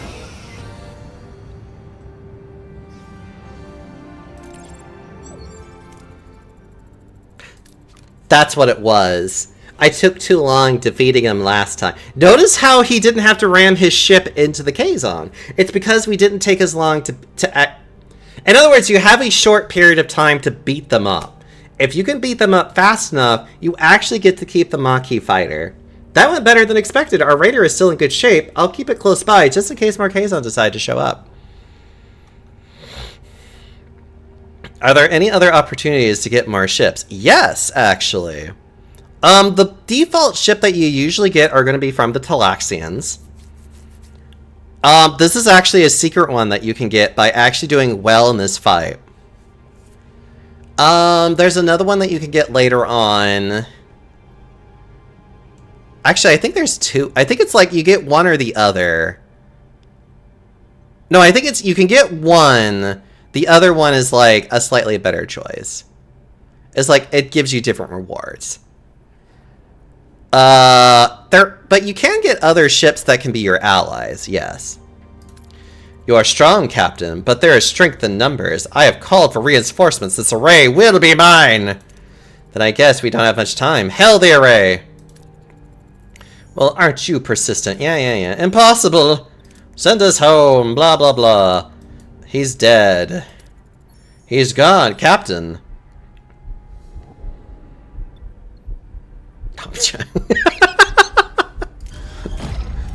We never asked to be involved, but we are. I won't trade the lives of the Ocampa for our conveniences.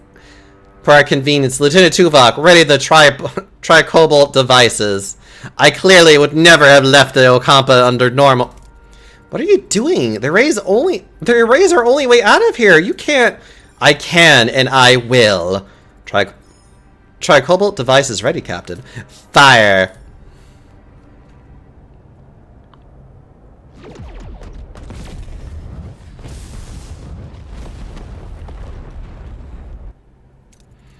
We'll find another way home, I promise. Who do you think you are, making the decision for all of us? It was the right decision, B'Elanna. The Okampa, they remind me of our people. We were fighting a more powerful enemy to protect our own. The Okampa deserve that, too. 70,000 light years. We're really stranded, aren't we? Great. Now I'll definitely miss my next parole review. A missed parole review should not be your primary concern at the moment, Mr. Paris. Ah, thanks, Tuvok. Haven't thought about that. Jeebin is hailing us, Captain. You have made an enemy today. Mr. Paris, put some distance between us and this place. Yeah.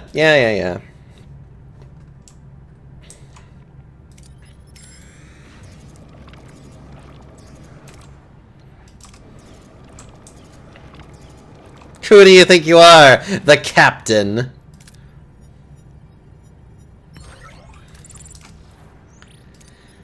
Now for the final sector.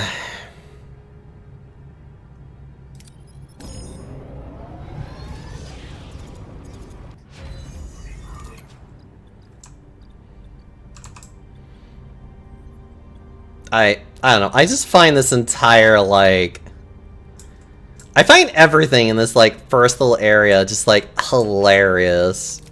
Actually, getting the second tier of this would be very, very helpful right now. Ooh, what about main engineering? Hold on. No, I'll get more crystals. It's fine.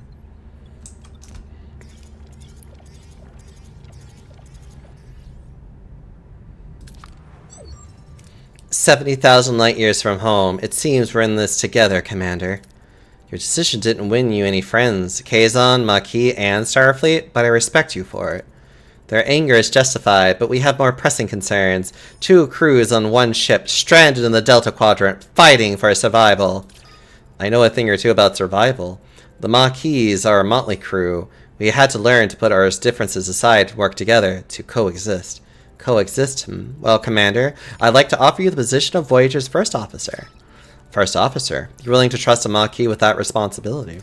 I'm learning to adapt. This is the beginning. A chance to forge a new path together. Crew has been added. Neelix, Kess, you wanted to see me? Do you need anything else before you leave? Supplies, water, medicine? Well, that's what we want to discuss. We'd like to go with you. Before you say anything, Captain, we both very much want to be a part of your journey. I can offer you so much in this sector, Captain. Need a guide, supplies, contacts, and a cook? Oh, and you haven't lived until you tasted my Angla-Busk? Angla-Busk? But more than that, Captain, I can be your morale officer. Keep those smiles bright on this long voyage home. I have a feeling you'll need that. A guide, a cook, and a morale officer. That's quite an offer, Mr. Neelix. And Cass, what about you? Anglo-Bussy, stop it. What do you hope to gain from this journey? I want to see the galaxy. There's so much out there I don't know. So much to explore and discover. Perhaps this journey could help me understand my own telepathic abilities better. Learn more. Develop them. But I also want to help. After the doctor cured my wounds, I realized I want to help people too. Maybe I could learn from him. Assist in sickbay. I think the doctor would be glad to have you. Very well then, welcome aboard. Captain, you might want to see this. Looks like we stirred up a little trouble, in a good way, I think. A sudden distress call reveals Voyager's victory over Jabin sparked a mass escape from the Kazon slave camp. Janeway wastes no time ordering the desperate survivors to be beamed aboard. Neelix is surprised to find another Talaxian, Zabian, who was captured while exploring the Okampa landscape. Gratefully joins the growing crowd of survivors seeking the doctor's care. 21 more crew enjoyed. Okay, funny enough, there's actually a reason for, So, a lot of these characters actually have backup characters to speak for them if they are ever incapacitated or not available. Or if they die. And I find that really funny that the game actually does have backup characters to basically fill their role if something happens to them. Stand strong as one crew, defend ourselves! We're alone in an uncharted part of the galaxy, facing unknown threats, but we will not cower. We will stand together as one crew, armed and ready to fight for our survival. As the only Starfleet vessel in the Delta Quadrant, we will continue to explore, but our primary goal is to find a way back to the Federation. 75 light years is unacceptable. We'll search for shortcuts and new technologies to get us home faster. Somewhere along this journey, we'll find a way back. Well spoken, Captain. Mr. Paris, you've proven yourself a skilled pilot and a valuable member of this crew. I hereby appoint you as our flight control officer, immediately to become a lieutenant. For the first time in my life, I don't know what to say. Perhaps a state that you would like to embrace more frequently from now on, Lieutenant Paris. Lieutenant Paris has a nice ring to it, don't you think? Hey, Harry, I bet your own promotion is just around the corner.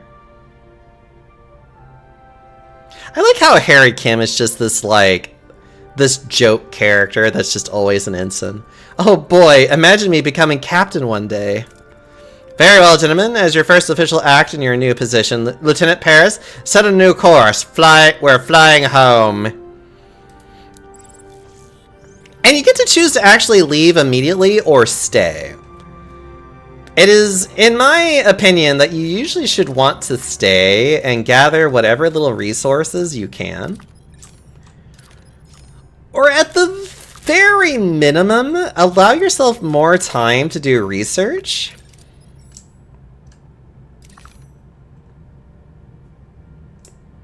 It's not transmitting any signals, but it could contain valuable data. I love probes!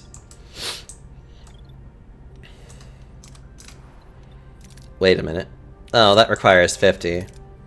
But I could... I want the shuttle bay more, actually. I think I can also repair this, too. I can! Repair the last two systems that were basically broken.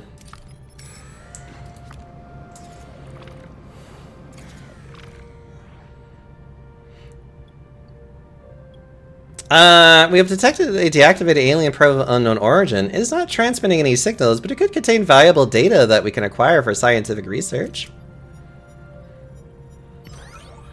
The scan yielded some data. While scanning a ring system in Class D event, Voyager detects the traces of... Ah!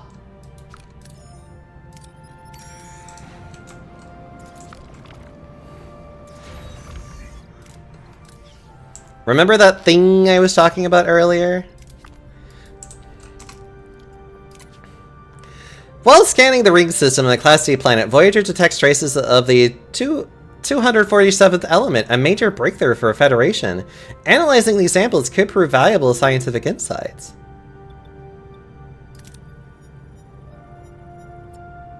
Numerous bodies were discovered in varying states of decomposition.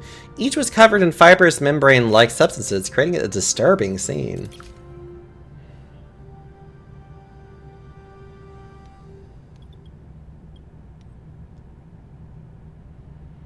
Scan the remains for residual energy. Examine the bodies for clues to determine what happened.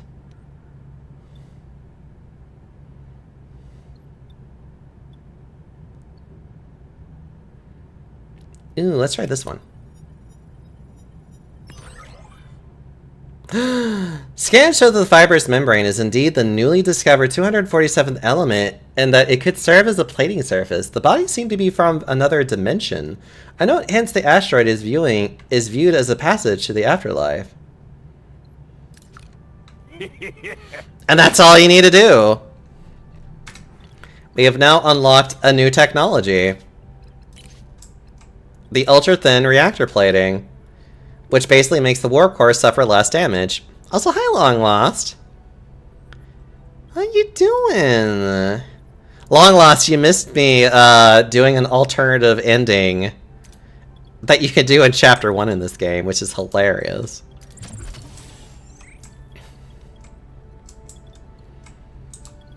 But then again, I love alternative endings.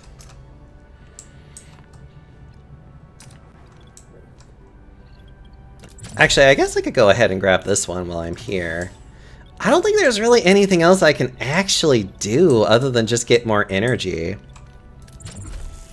Well, I should say more deuterium, but you know what I mean.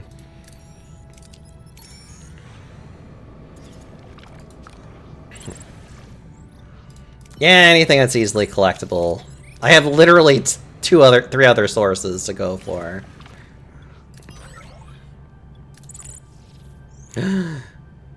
Yeah, okay.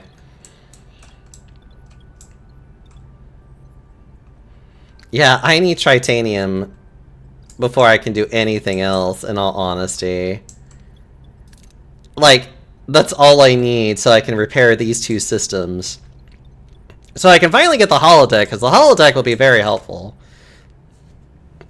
Since we're done here, we might as well go ahead and get going home.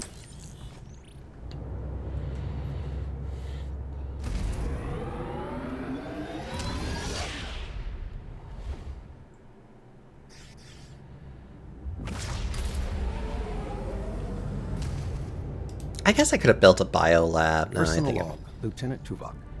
We have been in the Delta Quadrant for an estimated 4 weeks. The integration of Starfleet and former Maquis personnel is progressing. Our current trajectory of 70,000 light-years to Federation space dictates a need for a long-term survival strategy. Due to the replicator's power consumption, the captain has concluded that we must transition to traditional nutrition and enlist the assistance of Mr. Neelix in locating alternative food sources. I have provided Mr. Neelix with a Starfleet Cadet's Guide to Shipboard Protocol, specifically highlighting regulations concerning discipline, resource management, and proper conduct. To date, I have observed no discernible alteration in his operational methodology or adherence to protocol. I will therefore continue to monitor his activities to ensure that his unconventional approach does not result in any culinary incidents. Personal log, Lieutenant Tom Paris. Lieutenant, Flight Control Officer. Has a nice ring to it. Who'd have thought you only need to get yourself stranded 70,000 light-years from home to actually climb the Starfleet ladder? Starfleet brass and Maquis rebels all crammed onto one ship? Found a good pal in Harry Kim. His nose is still glued to the How to Be a Model Ensign manuals, but he's got potential. My off-duty hours? I'd spend them on the holodeck if the damn thing wasn't fried. I'm honestly dying of boredom. So, to keep from going completely off the rails, I've decided to start building a holo version of Chez Sandrine, my old bar hangout by the port in Marseille. Turns out, when Starfleet isn't supplying endless resources, you have to, conserve? And that, unfortunately, includes the food replicators as well. The captain wants us to find traditional food sources, and Neelix, our Delta Quadrant guide, is apparently the point man for that gourmet expedition. Sounds exciting. Neelix already puts our security chief through the logical ringer daily. Can't wait to see what kind of traditional delicacies he drags back when we actually let him forage for real food. I'll be sticking close to the replicators, just in case.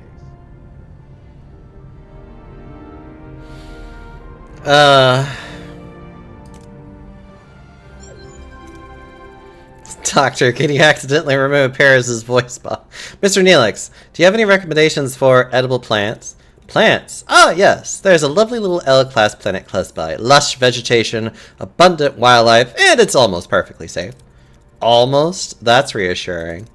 Mr. Neelix should accompany the away team and provide first-hand guidance. I'll second that. Lieutenant Paris, set a course. Now, if you'll excuse me, I have to announce our new chief engineer. Lieutenant Carey, you've kept engineering running smoothly during these past few weeks. Thank you for that. I can't help but think that the Maquis just got tired of hearing Paris and left him to be captured. I'm happy to serve, Captain. However, the Delta Quadrant requires someone who can improvise when Starfleet protocols fail. Miss Torres? But Captain, I've been a loyal Starfleet officer for years. She's Maquis, a criminal. You're out of line, Lieutenant. My decision stands. Dismissed. Miss Torres, or should I say Lieutenant Torres, I know we got off the wrong foot, but I hope we can learn to work together. Fine, I'll keep your ship running, but don't think I'll forget it was you who got us into the situation. I trust you'll handle engineering with equal determination. Don't worry, Voyager's in good hands, Captain. You'll have assistance. Commander Chakotay highly recommended both Ensign Seska and Crewman Jonas, both Maquis. Well, that's not so bad. At least I'll have someone to rant about Starfleet regulations to. Don't worry, B'Elanna. We'll find ways to adapt to Starfleet. We always have. After all, we're wonderful friends. I'm not going to betray you in any way, shape, or form. Anything you need, just say the word, Lieutenant. You can count on me. Just do your job, Jonas. That's all I need. You start right away. We're reaching the L-class planet, and we've got plenty of work to do. Plenty of work to do. Actually, getting our ship repaired would be kind of nice.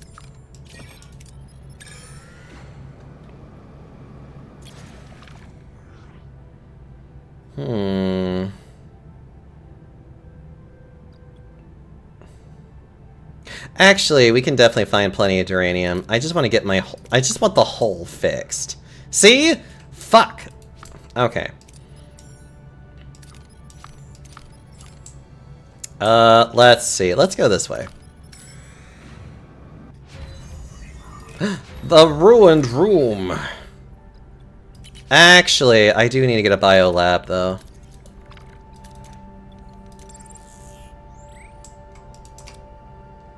Wait.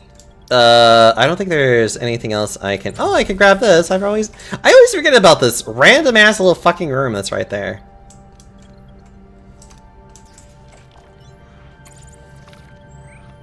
Use the tractor beam to consolidate... Okay, we detect a small debris field scattered across a wide area. The debris appears to be the remnants of the vessel. Maybe we can find something useful here.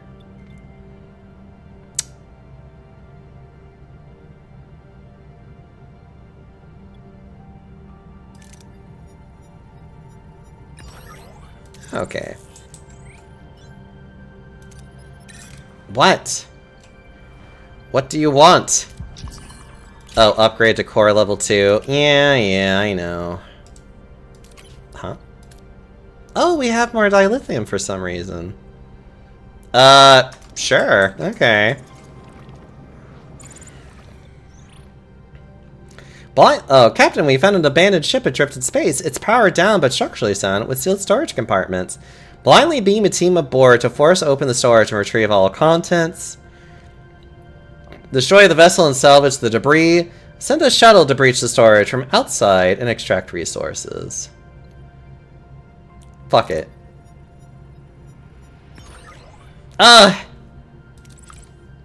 It worked, chat.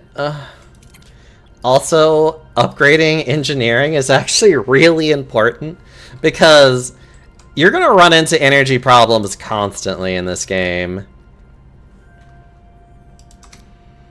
It's surprising how often you really need to actually have a good source of energy.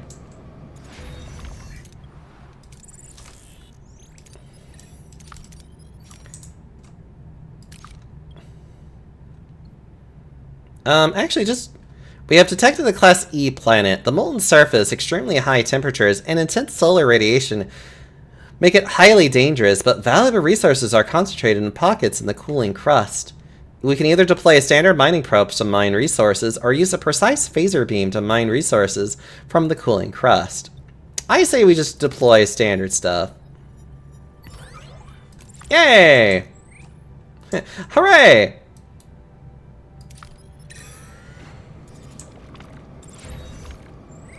Main engineering is ready.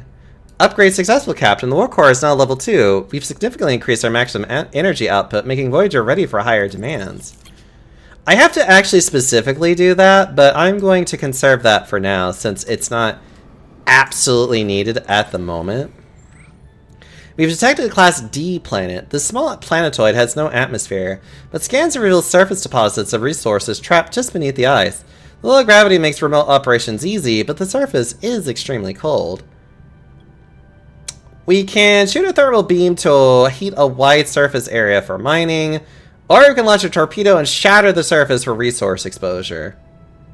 I go for just shooting it. The thermal beam melted some of the ice, and our mining team managed to access some resource deposits. The extreme cold has led to minor injuries. Ooh, I think that's almost enough. It's almost enough.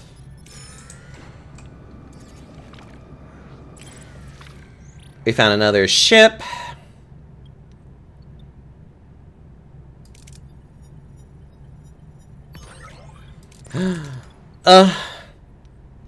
We're going to repair. Well, we could do both. In just a second here.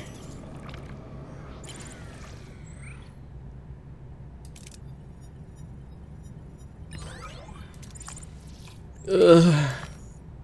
Ooh, crystals.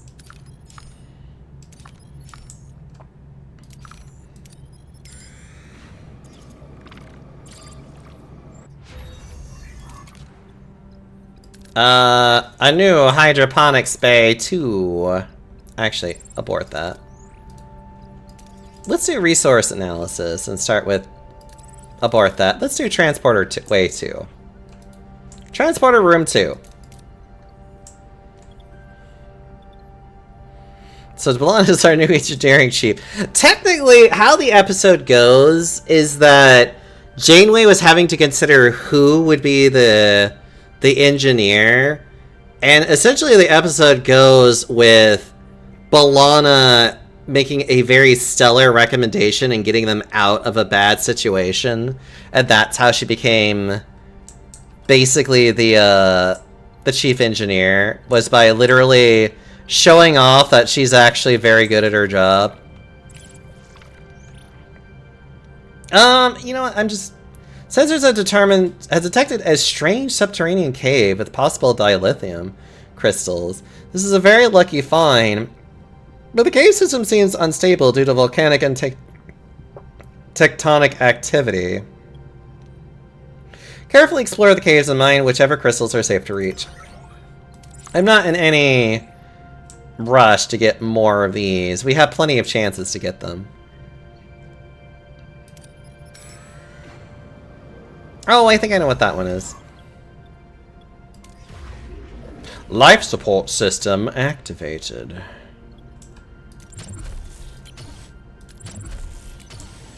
Okay.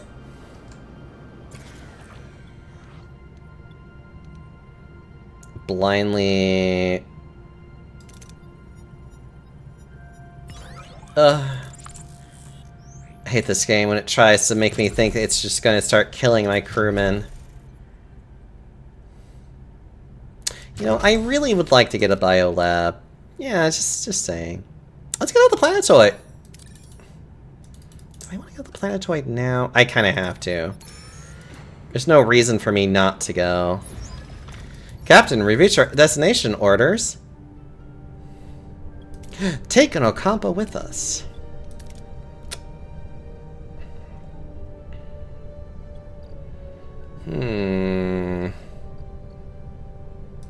Let's have Chakotay actually prove himself. Let's see.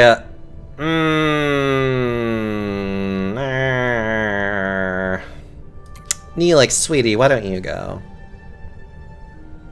Actually, no. Harry.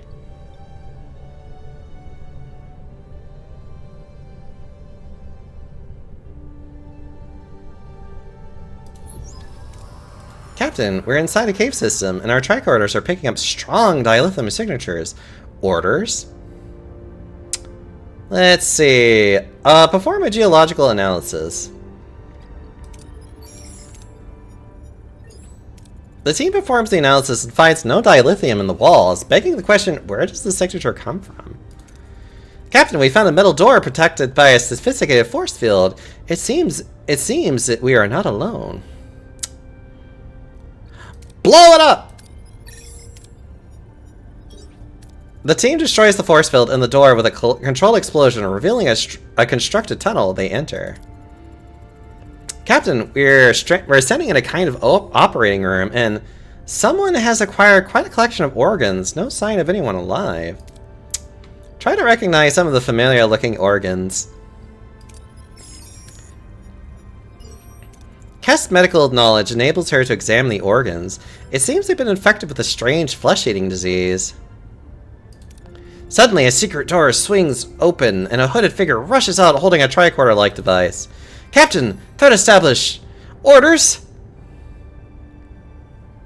Stand your ground. I wish. That's way too low. De-escalate.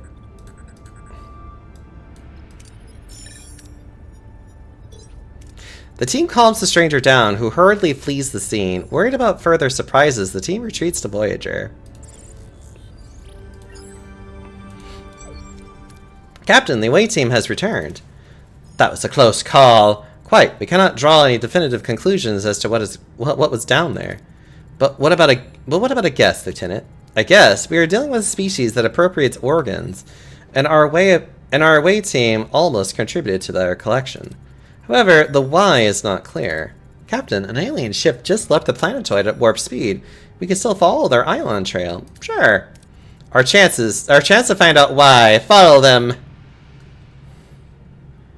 Luckily, we are in no rush to get to them, so we can actually take our time. Funny enough. Actually, why don't we go down there? Oop. One of you needs to build me a biolab. Oh god. No. I mean, yes, but I'm going to focus on emergency quarters at the moment. Try to get people, you know, living.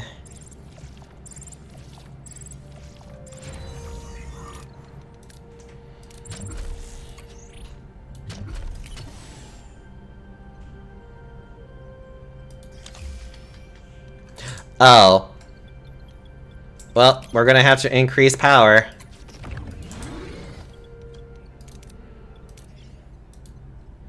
It's like, right, I need to actually increase power now so that they can actually be utilized correctly. Let's just send a shuttle down. Manage to extract some resources from beneath the ice.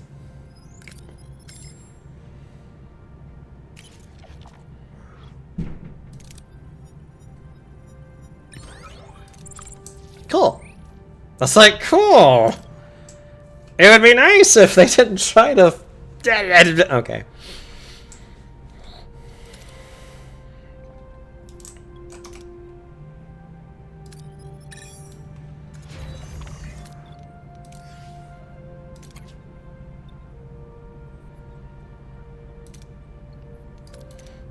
Oh yeah, I'm forgetting that I have people that I can, like, actually put in here and do things.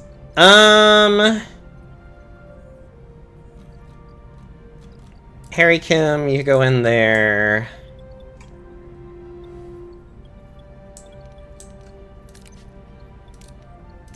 Doctor...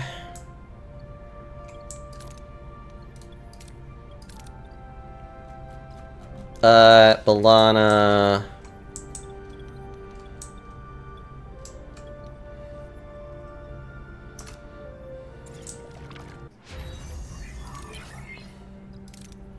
Now we can do... Wait. This one. Let's see.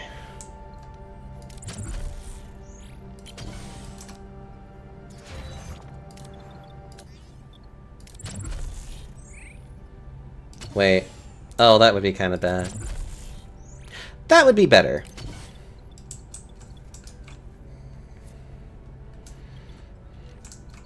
Because I would like to be able to actually upgrade the transporter room, but that would require a sizable amount of resources.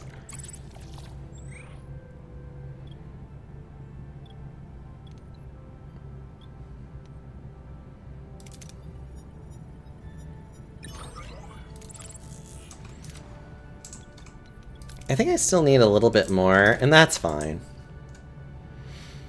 Let's go over there.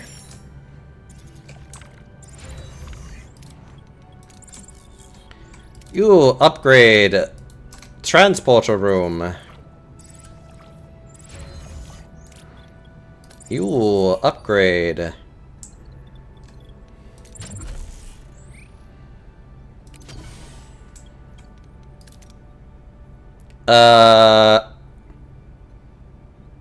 Oh, right, because I'm upgrading the transporter room. Yeah, that's fine. We're already making more of these, so I can't complain too much.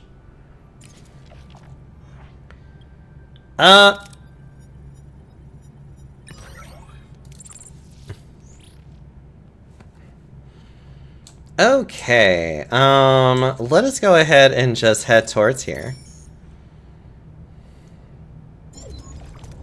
Captain, we've reached our destination. Orders. Send the away team! We're gonna have to get Mr. Neelix down there. We'll get Mr. Chakotay to go down. Let's see. And we need a very good science guy, which would be... Well, actually, let's do Kess. So that we can also do medical as well. Plus, actually, Kess is a pretty decent character off of an away missions too, if you work on her. Captain, we've arrived. Half the crew must be down here. How should we proceed?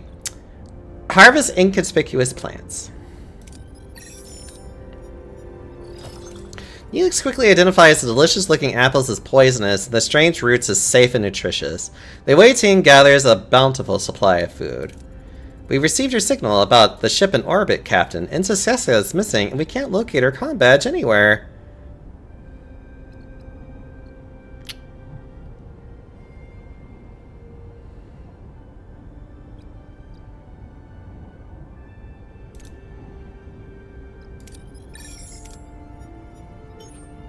The team's tracking skills pay off. Footprints reveal Seska went inside a cave. Captain, we're hearing voices from inside the cave. Orders? Approach them. They are armed Kazon. The away team calms them and lets them leave. Their purpose unknown. Seska is priority. Captain, we're inside the cave, but no signs of Seska. Split up and search for clues. A thorough search pays off. Seska is found. She recounts a Kazon ambush while gathering mushrooms. Captain, another Kazon patrol! We're taking heavy fire! I wish I could return fire, but it's better if I do this one. A tricorder decoy grants the team a chance to escape. They safely beam aboard Voyager. Successful! Did they just find potatoes? No, Lilo root is an actual root, not a potato. Like, there's actual, like, physical descriptions of what it is. It's a very hardy fruit. It's a very hardy root that's technically very, like, nutritionally dense, but it doesn't taste very good. Captain, the away team is back with Ensign Seska, and quite a haul. Should we move it to the cargo bay? I appreciate Neelix's enthusiasm, but I'm concerned about the long-term viability of these food sources and their actual nutritional value. Simply having a lot of it doesn't solve our problem. A valid point, Commander. We'll have the food analyzed in the science lab.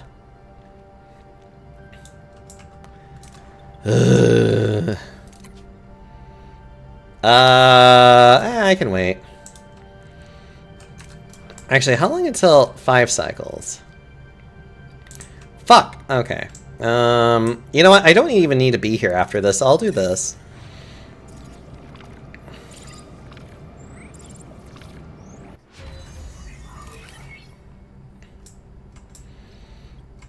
Hydroponics Bay 2 would be very handy right about now. Reduces hull damage taken while flying and in spatial phenomena by an additional 5 per cycle. That takes time though, and I actually have to update it. I could make crew quarters, but that's not a thing I need to worry about.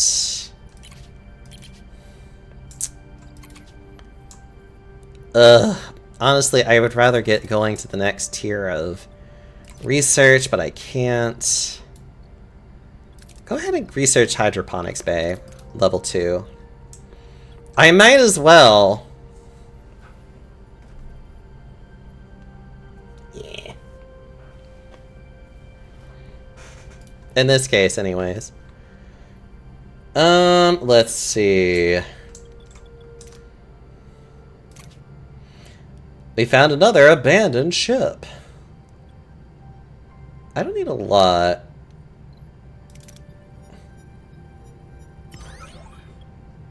Was not possible. We instead salvaged other parts. Yeah, I kind of figured. Oh, go ahead and... Oh, I can't actually. Wait. I could in a minute.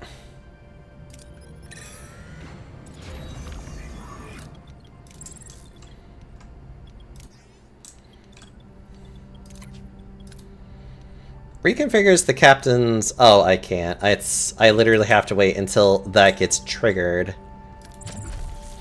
Which is kind of funny, actually, but you know what? Okay. Fuck. Okay.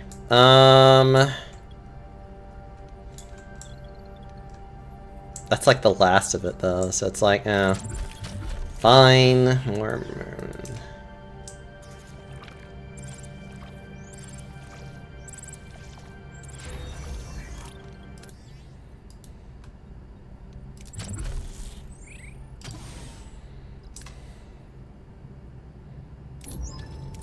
Captain, we've reached the destination. Orders? Captain, the alien ship dropped out of warp and went inside an asteroid. Do we follow? Scan the interior. Scan the asteroid. What are we dealing with? Strange. I can't scan the interior. The surface stratum is a neutronium alloy, not a natural formation. It's like someone built this asteroid. Enter it! Take us in. Let us see what they're up to. Mirror, mirror. Voyager plunges into the heart of the asteroid and encounters an unexpected sight. A vast chamber with mirrored walls, creating endless reflections of the alien starship and Voyager. Lost in a sea of duplicates, the crew must act before they are ambushed. A hall of mirrors. Can we identify the real ship? We're still picking up their ion trail, but they could have left a fake one so they fly straight into one of these walls.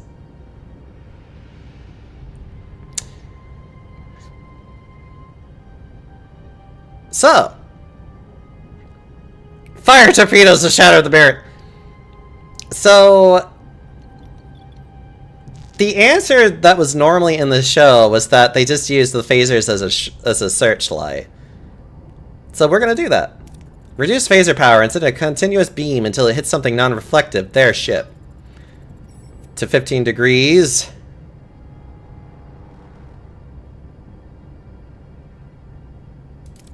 No contact. Arya's searchlight yielded no results.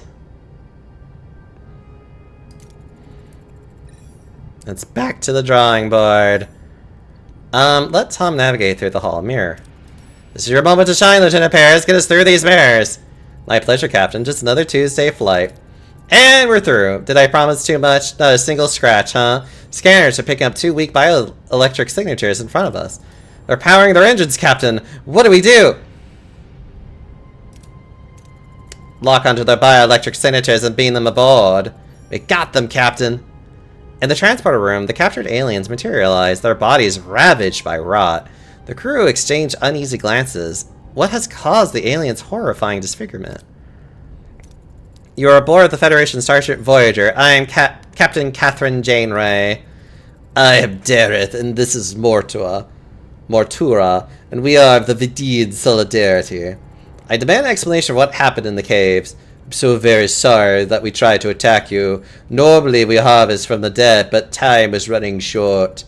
It's the fate, you see. My people have been stricken by the disease for eons. It consumes our body, eats us up alive. The only way to fight it is to gather organs and graft them.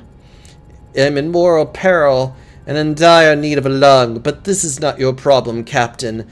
Let us go and you'll never see us again. We'll just create one for you. It might be only a temporary solution, but we could create artificial lungs. Captain, the procedure was successful, but the phage diseases already unfortunately have begun attacking the new organ. This will only be a temporary solution. I take all the time I can get, thank you. I will never forget your mercy, Captain Janeway. As a token of my gratitude, take our surgical device, it will help you. Thank you, Mortua. Farewell. Now, return us to our old course. Which is important, because now we have access to a new... Let's see, I believe it's under crew, because it's technically... Because sickbay is under that. The Vidian surgical device, which reduces base treatment time by 10%. Which doesn't sound that much, but this also allows you to use this in certain situations. Also, hello, Chronobor. I should actually hydrate. I do have things. It means eating, so it probably means a meat-eating bacteria disease. Yes. If you saw their faces were horribly disfigured because they kept having to graft new meat on their bodies because it kept getting eaten. It's like, they aren't joking that they're literally like, we're dying and we need help. Actually, I need to go to the second system already. I guess we're going to this one and hope that it's a planet that I can use.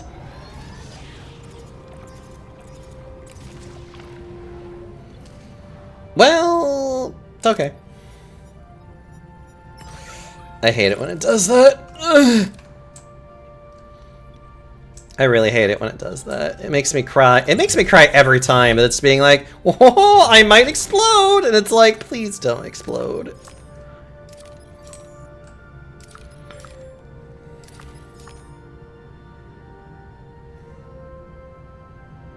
Ah, that one I can come back later to. The Vidian Interceptor. Apple-like fruits and weird roots. Yeah, state of flux. As the commander feared, the Lilola roots aren't a long-term solution. We need to find other ways to stock our pantries. Suggestions? Captain, I was thinking about building a hydroponics bay. It would give the crew a chance to reconnect with the natural process of growing food. We could also hit up some local trading stations with the Aero Shuttle. Barter for supplies, do a little Delta Quadrant grocery shopping, so to speak. But Captain, there are so many planets out here. We just need to keep exploring to find one brimming with the most delicious, nutritious delicacies. Think of the culinary adventures. Hydroponics, trade, exploration, all valid options, thank you. Oh, Captain, regardless of your choice, the raw ingredients still need to be prepared. Naturally, I'd be honored to apply my culinary skills. However, the mess hall lacks a proper galley. Would you be willing to sacrifice your private dining room for the greater good of the crew?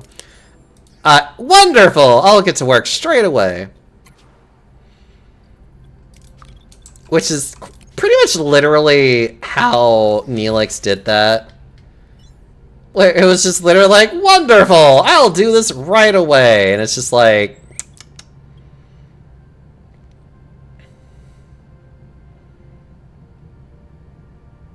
fuck it.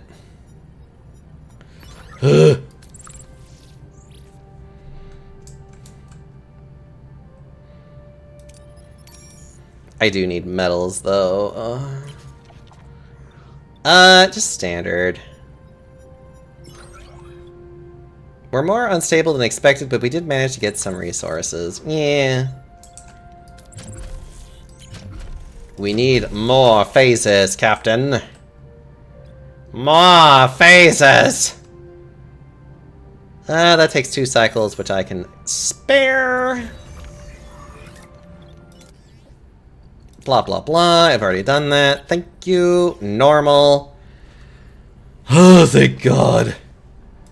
I'll buy any time that I can get, honestly. Actually, no. I want to get more phasers.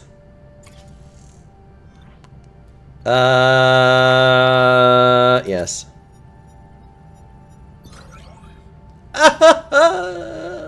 It was going to happen. Okay. See, this is where you learn to... This is where you learn to basically be a bastard and be like, fuck you, game. I am not accepting these results.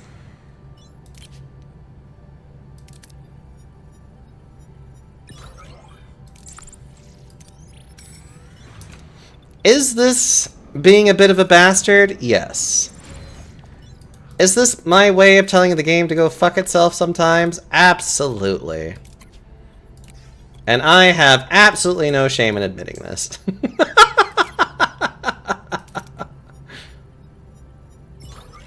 Ah! Okay, maybe there is a little bit of a... Okay, I'm just gonna choose a different option now. Because the game is definitely just wanting to be a bastard and being like, you need to accept the choices. And I'm like, no! I don't have to diagnose this game. You'll see how stubborn I am when you realize that I control my own fate. Oh my god, now it's actually wanting to give me bad luck all the time. I think you have to. Not really. The game can try, but the game is technically based on some amount of random chance. And I am definitely going to start being like, nope. Actually, you know what? I could just choose a different one. If it wants to be this silly with me, then fine. I choose... this one.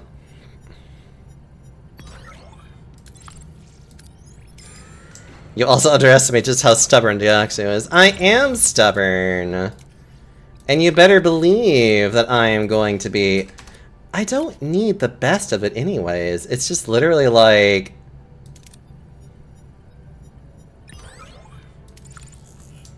Stubborn and fat. Yes, I am many things. Ugh. Let's see. Actually, I kind of need to go this way. This way, then grab up here.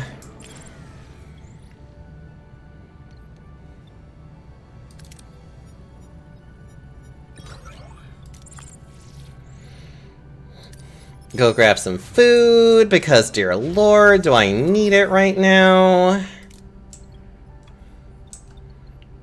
Okay, I will admit, I kind of just need... I kind of also need to address just this concern. And you know what? I think I can even just build a hydroponic... Oh, I can almost build a hydroponics bay again.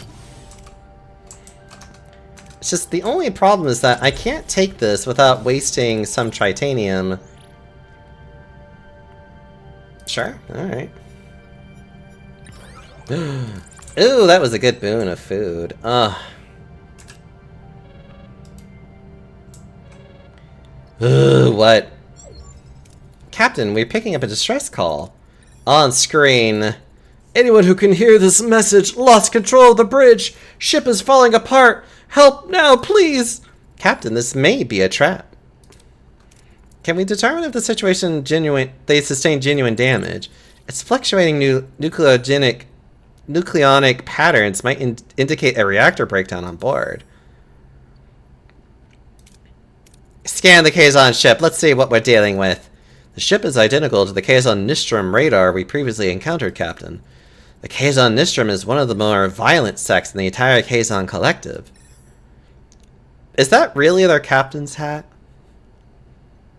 No, they just have really weird hair.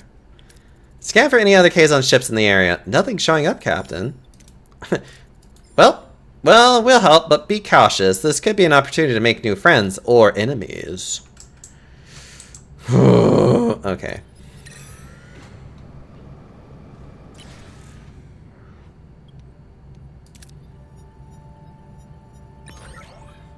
Okay.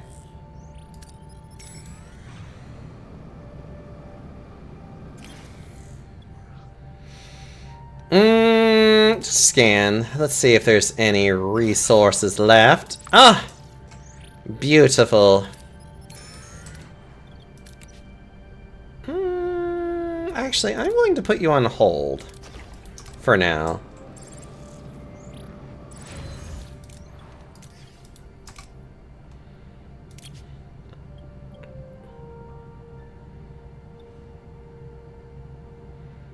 Ah, fuck it.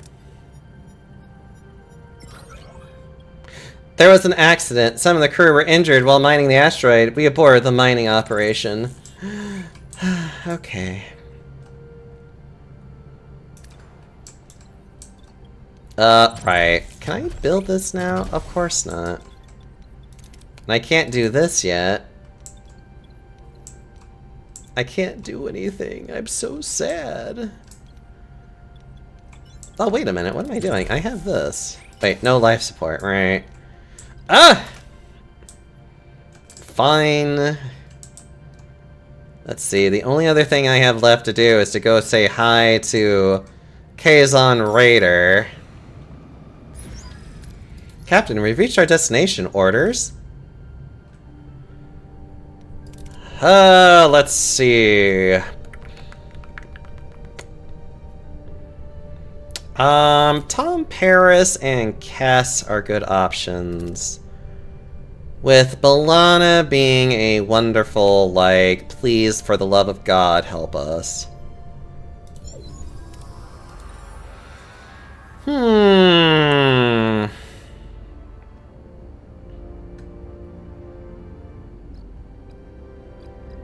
Scan for crew life signs. Scanning reveals a single faint life sign. The team beams the comatose survivor directly to sickbay. The rest of the Kazon crew have been fused with the wreckage. What happened here? Examine one of the dead Kazon.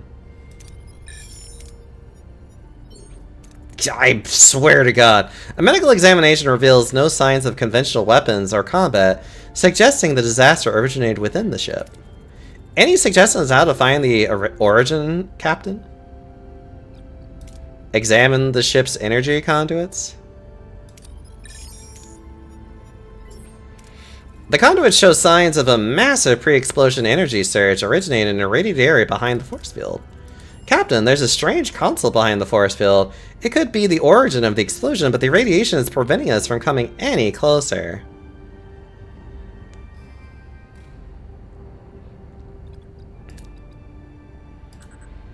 Examine the console from up close.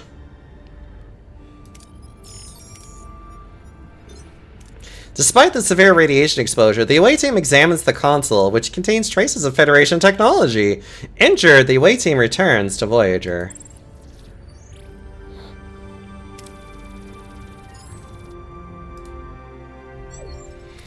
It seems the Kazon tried to install Federation technology. We're unsure why. Can we transport it out to examine it? Not with those levels of nucleonic radiation. We could create a subspace bubble or build an expander, one's quicker and riskier, the other safer but more resource intensive. Expander! We won't risk lives no matter how impressive it is, no matter how expensive it is. How on earth did the Kazon get their hands on Federation technology? The most probable explanation is that someone on our ship gave it to them. I don't like this. If technology changed hands, maybe it happened on the planet earlier. Who could have met with them while we were on the surface? Ensign Seska was unaccounted for. I was picking mushrooms! The Kazon ambushed me!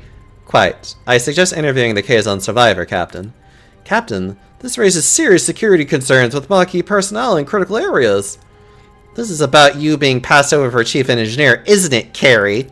No, Torres, it's about security. Convenient timing, Carrie. Almost like someone wanted to make the Maquis look like perfect scapegoats. Enough, we'll determine the truth through proper investigation. I don't know, Seska does bring up a good point. I'm sorry, I can't. Sickbay to Captain Janeway. It's the Kazon. His own blood cells are killing him. I need to perform a complete parasitic replacement to save him, requesting authorization. Are we equipped for this procedure? I've already run a crew compatibility analysis. I've also noticed Ensign Seska never provided a blood sample. I had a childhood disease, and I was warned never to donate blood. I've already found enough compatibility blood donors among the crew, but we still require blood samples for general medical purposes. I don't see the point in that, Doctor. Oh, this is not a... This isn't a defining moment, so...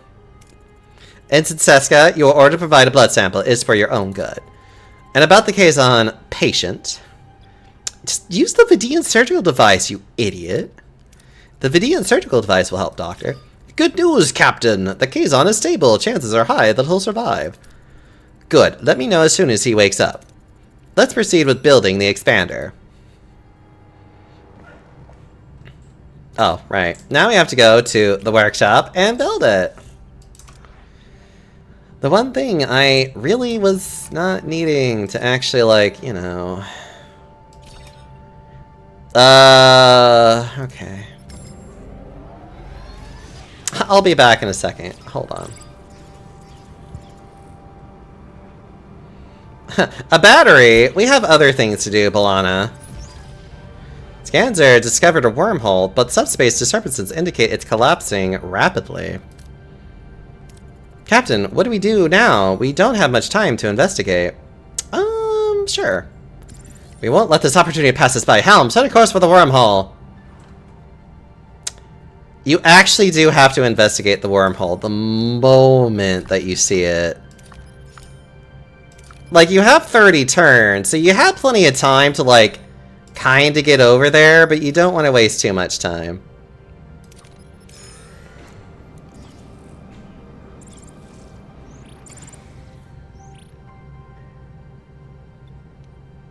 Oh, the bio... Right. Turn you back on.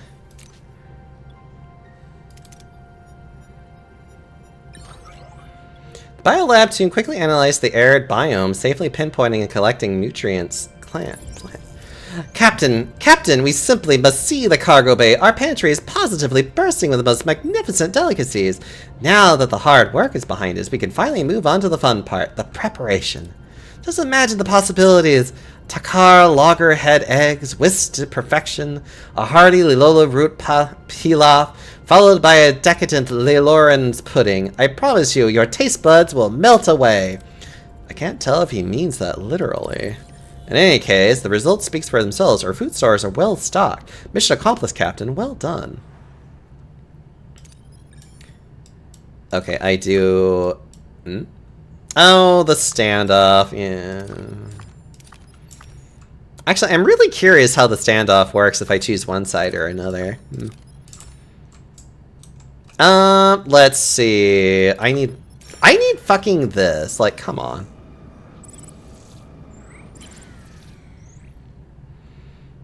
Oh, hell no, it has Neelix in it. Of course Neelix is in here. Where else will Neelix be, if not here? Do I want to be cheeky? I'm being cheeky. Yes! The torpedo shadows the surface, exposing a huge amount of resources that we extracted.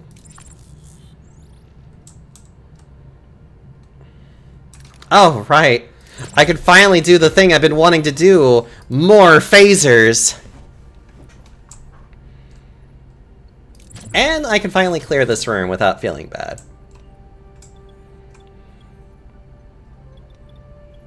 Also, I have not been researching. I have a bad tendency of doing that. Let's see, engineering has some very interesting things that could be useful. Oh, yep, level 2 sick bay. Actually, I need that for reasons.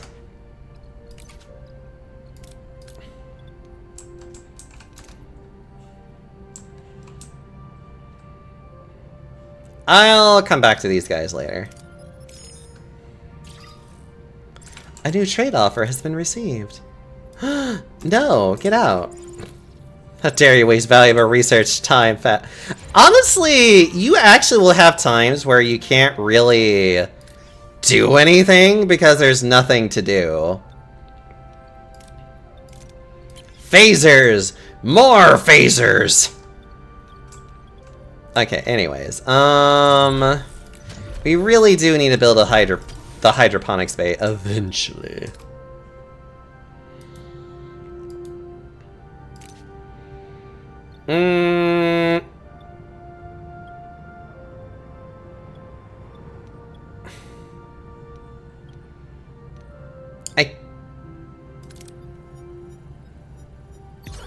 Oh, thank goodness. I was about to be like, it's like, you better not.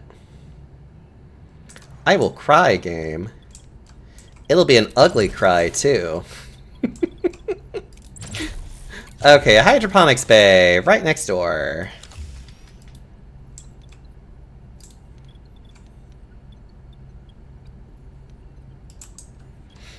Let's see.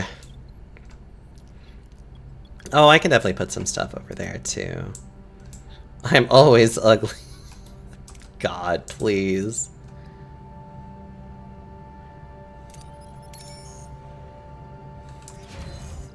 Ruin room has now been done in, Captain. Let's see. Another hydroponics bay would be helpful. The more food we can produce, the better.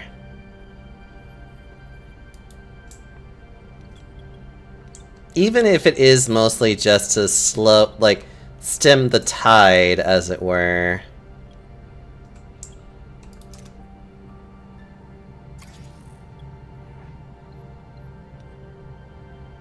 I've already gotten basically everything I want. Okay. Didn't want to give me fucking anything. I gotcha.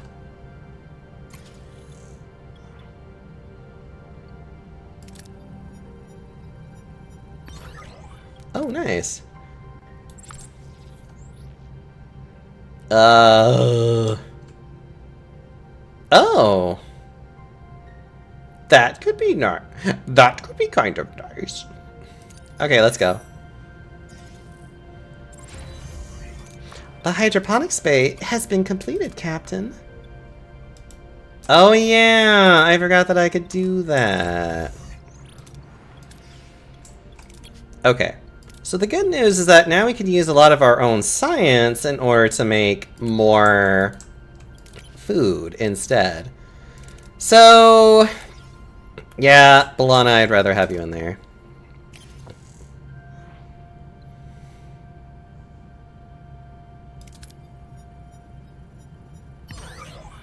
We were able to scavenge through some of the components, Captain, but we could not locate any life signs. That's fine. Let's see. Upgrading them would be a nice idea. Because again, we need as much food as we can possibly make. More food we can make, the better.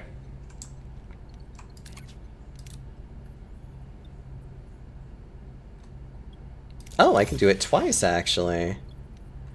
Good. So that means we can now make 150 food every, probably 8 cycles. Which really means that our food production rate will... Well, I mean, luckily we won't be consuming as much food. And we won't have to keep looking for new food sources like it's no one's business. Also, I completely forgot that I have a wormhole that I need to, look into. I hope I'm not waiting too long. I would feel bad if I accidentally did. Captain, we've reached our destination. Yeah, go on. Captain, we've approached the wormhole on screen. The view screen shows only the vast star-studded expanse of the Delta Quadrant, but the coordinates indicate Voyager has arrived. Where is it? The wormhole, as supposed to take it home, remains stubbornly invisible. Are we in visual range? Affirmative, Captain. We must be in the smallest wormhole on record. This must be the smallest wormhole on record. Magnify. Even magnified, the wormhole remains a frustratingly small blip on the screen. Disbelief and a flicker of despair across the bridge crew's faces. Is this their only hope of returning home? It's small. The aperture is about 30 centimeters in diameter. But it is large enough for a message. It could carry a data transmission to Federation space in minutes. We still have to find out if it goes anywhere near the Alpha Quadrant. We could send a probe beforehand. A modified probe would have a greater chance of success, but it would require time and resources. Modified probe is worth it. Aye, Captain. I think I can make it... Oh, yeah, I just have enough time for it. Oh, okay, no, they do extend the time frame. Okay, good. I was about to be like... I hope I didn't, screw myself over by, gallivanting across the universe, being rather cutesy in what I was doing. One captain wants to use it to aid, the other wants to sell it to fund their colony. They offer us a share of salvage if we help them.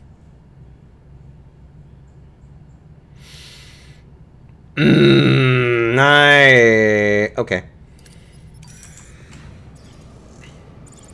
More than likely, we just literally auto-saved.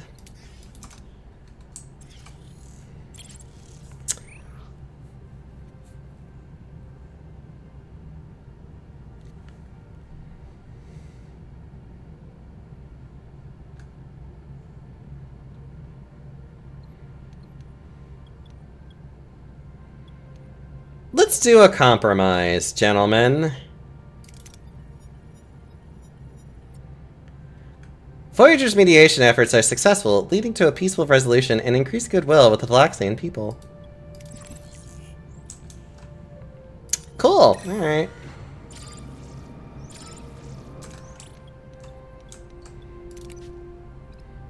But yeah. We have the Maquis Raider ally, which we can summon basically at any time. And then we have the Talaxian ally that we can also summon as well. And it's just... And the funny thing about the Talaxian ally... Hold on.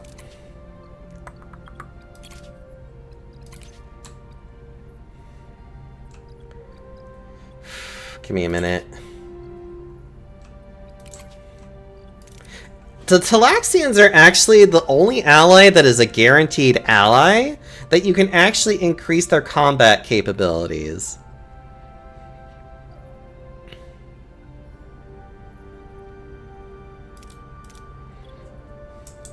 They get harder to actually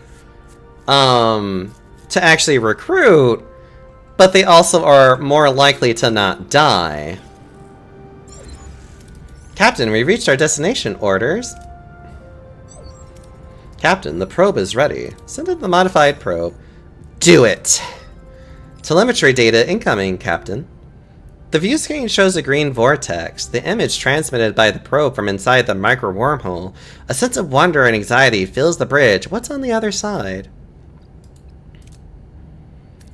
It doesn't look like any wormhole I've ever seen. It must be old, decaying. Any idea where our probe will end up, Ensign?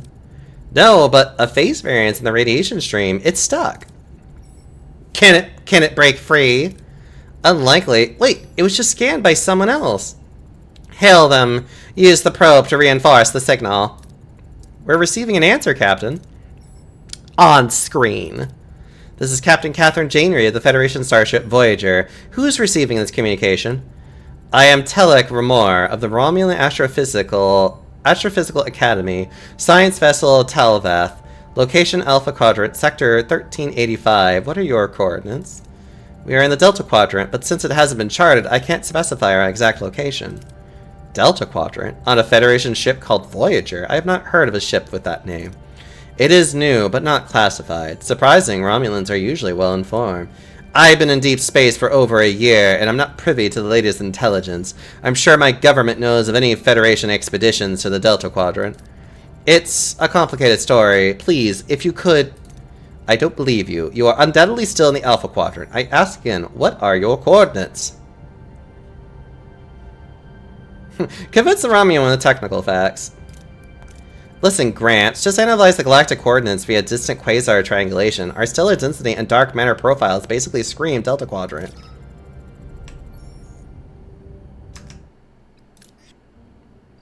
I am offended. That is an XCOM result. Thank you so much. Also, it's one of those things where it's just like, he's actually... This is actually a really good event. Having him disrupt it right then and there is actually a really bad... Like, that was terrible luck.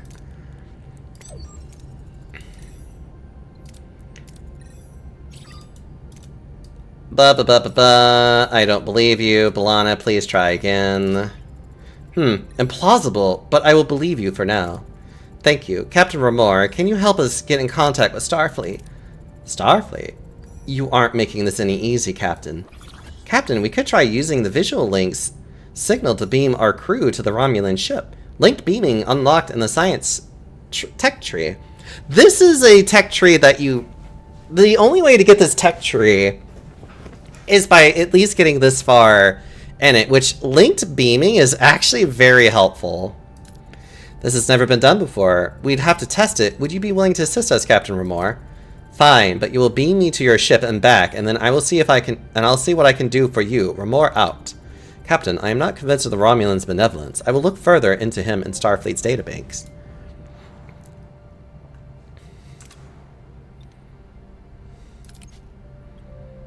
Actually, we have time. And I am in kind of a need for this.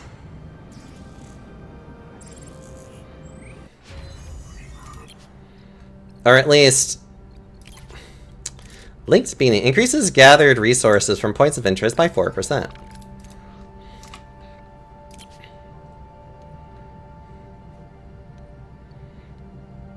Actually, yeah.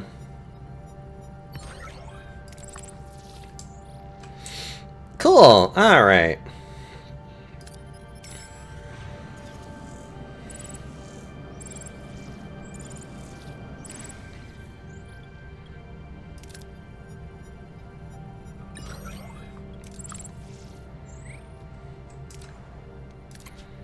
Seven turns remaining.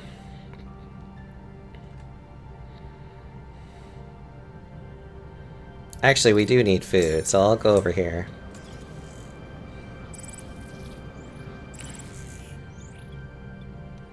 Analyze the biosphere.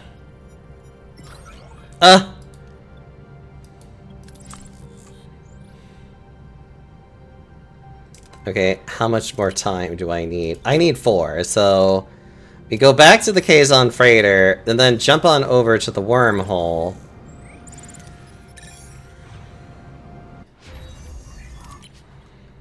Yay! I eventually really should get the navigational deflector. Delicious meals. Actually, that would be very helpful.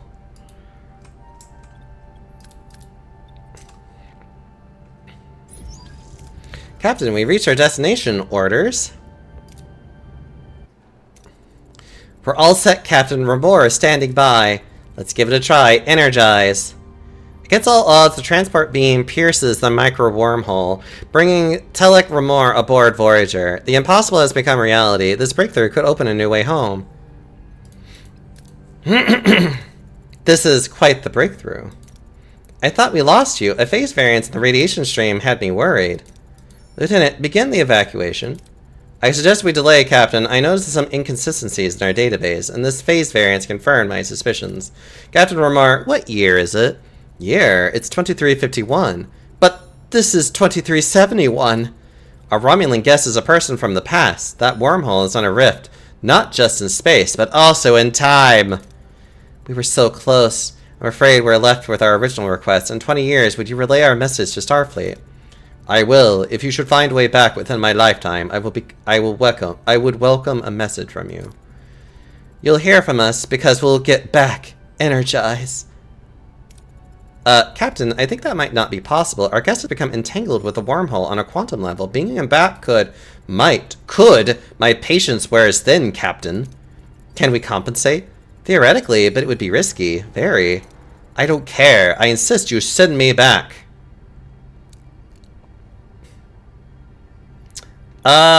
Sickbay, can you help us? Doctor, resynchronize his... And don't tell me it can't be done. It can, but not in this timeline, it seems. His quantum signature is just far too gone, I'm afraid. We can't do that, not without drastically improved parameters. The risks are just unacceptable. My return is imperative. I must be sent back, regardless of the personal cost. Go through with the transport anyways. He has a life waiting for him. We won't rob him of that. Execute transport. Game, you could at least give me something. You could give me something, game. For the love of God.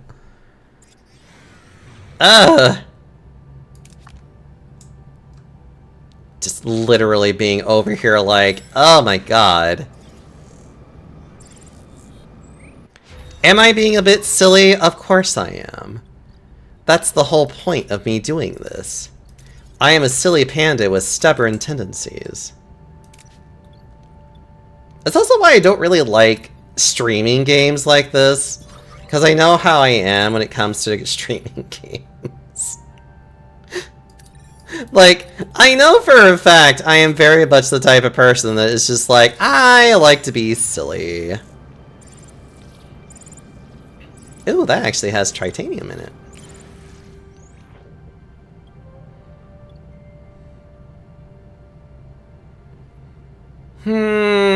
Fuck it.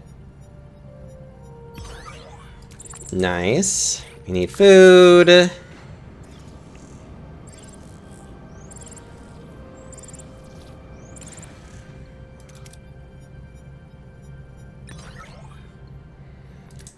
Ugh. Whatever. Luckily, it's not that big of a deal for me. That's more of a, like, that's just annoying, but okay. Here we go again.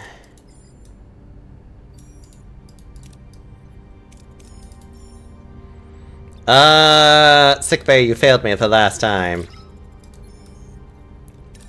What is up with this? Fine. Energizing. The signal pattern is wavering, compensating. Reading phase variance errors. Proceed? Here's the funny thing. So, I think... I get the feeling that there's like 2 different ways that you can go about with this. But if you want to recruit him, you have to make at least one attempt to try to energize him. You abort it. Bring him back. What happened? Why did you abort the transport? This is unacceptable. Captain, I won't pretend to know Romulan procedures, but to send a man into certain death is unacceptable. I appreciate your ethical dilemma, Captain. However, I cannot remain here. I require a vessel to begin my own search for a way back. Ask him to join Voyager. Captain, our combined experience might be exactly what your mission requires. Join us. We could find a home. We could find a way home together.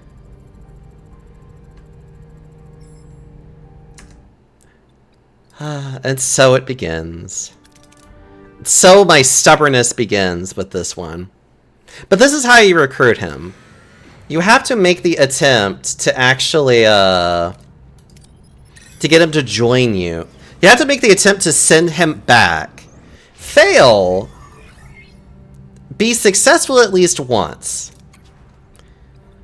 And then once Tuvok is talking about how it could kill him, you then need to bring him back to being like, but I don't want to have him die. That would be against Starfleet standards. Can you successfully send him back in time, though? Yes, you can. You have to do, I think, 3 checks. You have to try 3 times and be successful 3 times. Now, what does this do? I have no idea. Honestly, at this rate, I might as well just do this. I don't know what it would happen. There are a couple of things that I could theorize would happen, but I'm not sure. The only thing I can do right now is just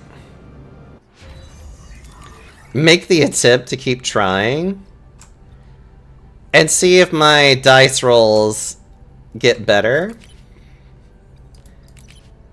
which is a little bit funny to have to do with this game. Captain, what are our orders? Let's give it a try. Amazing, but I gotta go back now. Doctor, it's up to you again. Of course it can, and it has. Bravo me. Look, Captain, the transport parameters are improved, but that doesn't mean safe. The risk of catastrophic failure stamp, you won't go through with this.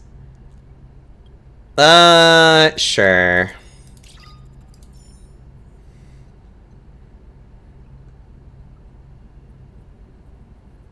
You know what? I actually don't know what happens if we succeed. Let's keep trying.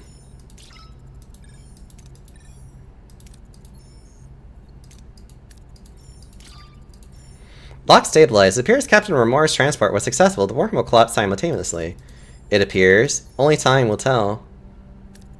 Janeway's crew, Captain Remor has been transported. While we can't be entirely certain he has successfully returned to his time, the odds are in his favor.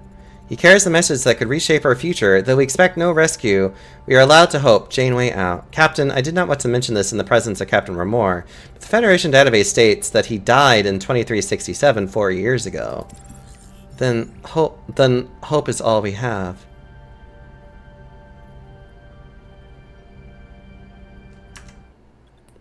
So you can succeed. I don't think it gives you anything, though. Okay. That's funny. It doesn't look like it gives you anything, which kind of sucks. I'd rather just recruit him. I'm not gonna lie. I'm not gonna lie. I'd rather just fucking recruit him.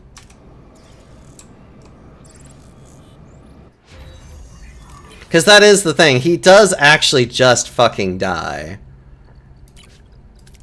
Which, if you watch Star Trek, you would know this.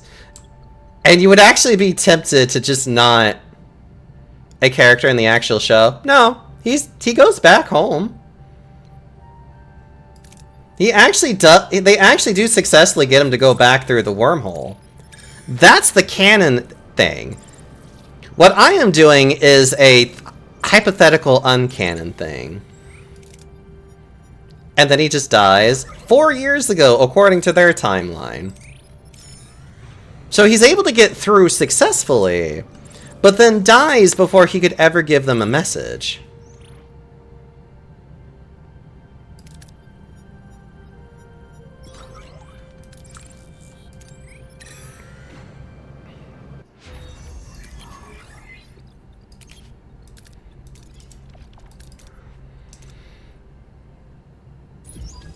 Yeah, so it's one of those things where it's like, huh. I was kind of hoping that the game would give me a little bit of... Doctor, since you succeeded last time... No, okay. Try. God! Okay. At least we now know that it gives you basically nothing, from what I could tell. I just want to recruit him, and I'm going to be a fucking bastard in doing this. And I am silly for doing it this way. You have no idea.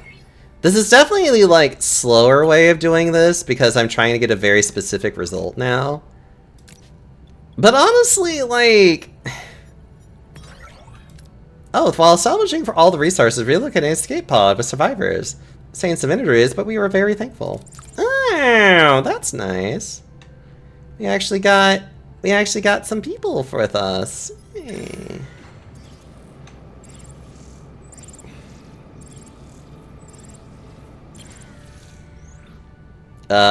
Yeah, just do that one. And then we do the food.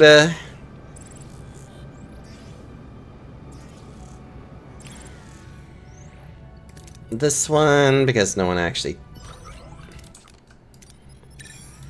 What do you mean deflector offline? Shut up.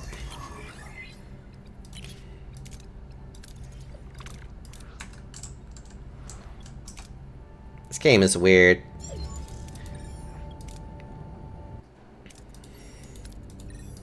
Right. Da-da-da-da-da. Resynchronize. Cool. Go through.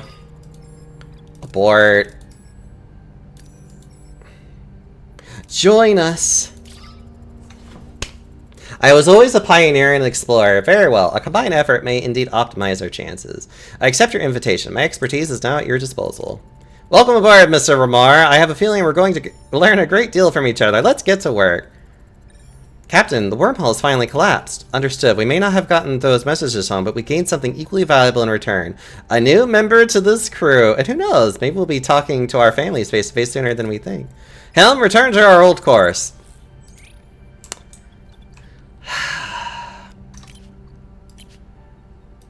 We have successfully... a Romulan scientist from the past who encountered the USS Voyager via a micro-wormhole. After being transported aboard, he became stranded in the future when Voyager was ultimately unable to send him back. He joined Captain Janeway's crew in the hope of returning to the Alpha Quadrant. Yep! He also has the combat ability of giving us a semi-cloaking device. And he's the only Romulan you will ever grab in this entire game. Does a Romulan come up in a choice dialogue? You bet your ass it does. I think only once, but it's really funny that... And he's also not a terrible choice either. He's actually pretty good. He's basically like another Kess. He's a lot more evenly spaced out than Kess, but he's actually a really good crewman as well. And let's face it, you really do want to get as many really good crewmen as much as possible in this game.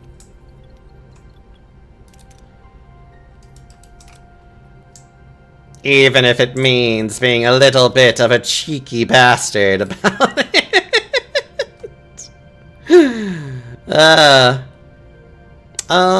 Actually, let's go to the Kazon Freighter.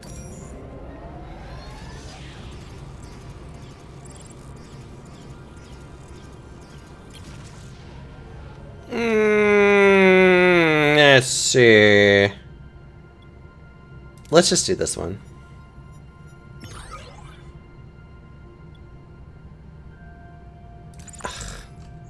Whatever.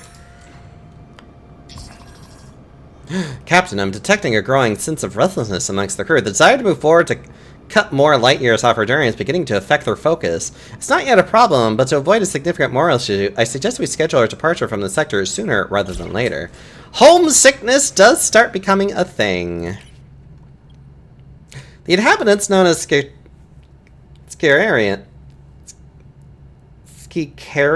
are practically rolling out the red carpet, inviting the crew to spend days relaxing on their world, promising a prime opportunity to boost morale and finally get some rest. Sure. During shore leave, the crew discovers they possess advanced space-folding technology capable of sending Voyager over halfway to the Alpha Quadrant. This may be their best opportunity to return home.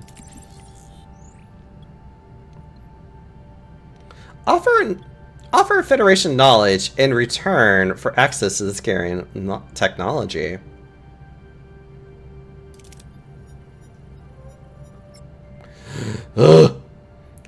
They value storytelling as a measure of character. In exchange for a copy of all of our works in Voyager's library, they agree to trade.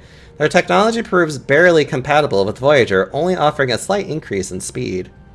The trajectory matrix unlocked in the engineering tree. But we can at least do something about it now. Yeah, I'd rather take the morale hit than increase our demands. Yeah. Okay. To the Kazon Raider! Delicious meals. And I don't have anything I can research because I only have 15 points. Captain, we reached our destination. Orders.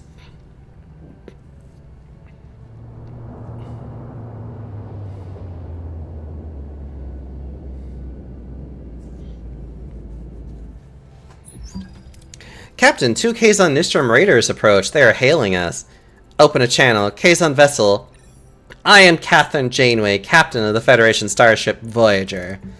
I am Kola, first Maj of the Kazon Nistrum. What have you done to our ship? We responded to a distress call. By the time we arrived, there was only one survivor. I demand to speak to him. We better not refuse the demand of a Kazon Nistrum Maj, Captain. We should question the survivor first, without outside interference. I demand to see my crew immediately.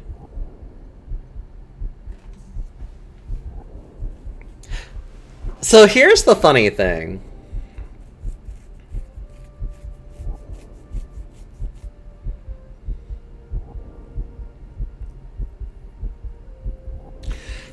If you've watched Voyager enough, you know exactly what happens. Because this is all following a plot. And you have to remember that this is all following a specific plot. If you allow Kola's visit, the first thing that he does is assassinates the person that we have aboard. literally just fucking kills him. To actually do a different timeline option, we will have to decline. I have to refuse. You can visit him later. This ad is unacceptable. No one opposes First Maj of the Kazon Nistrim.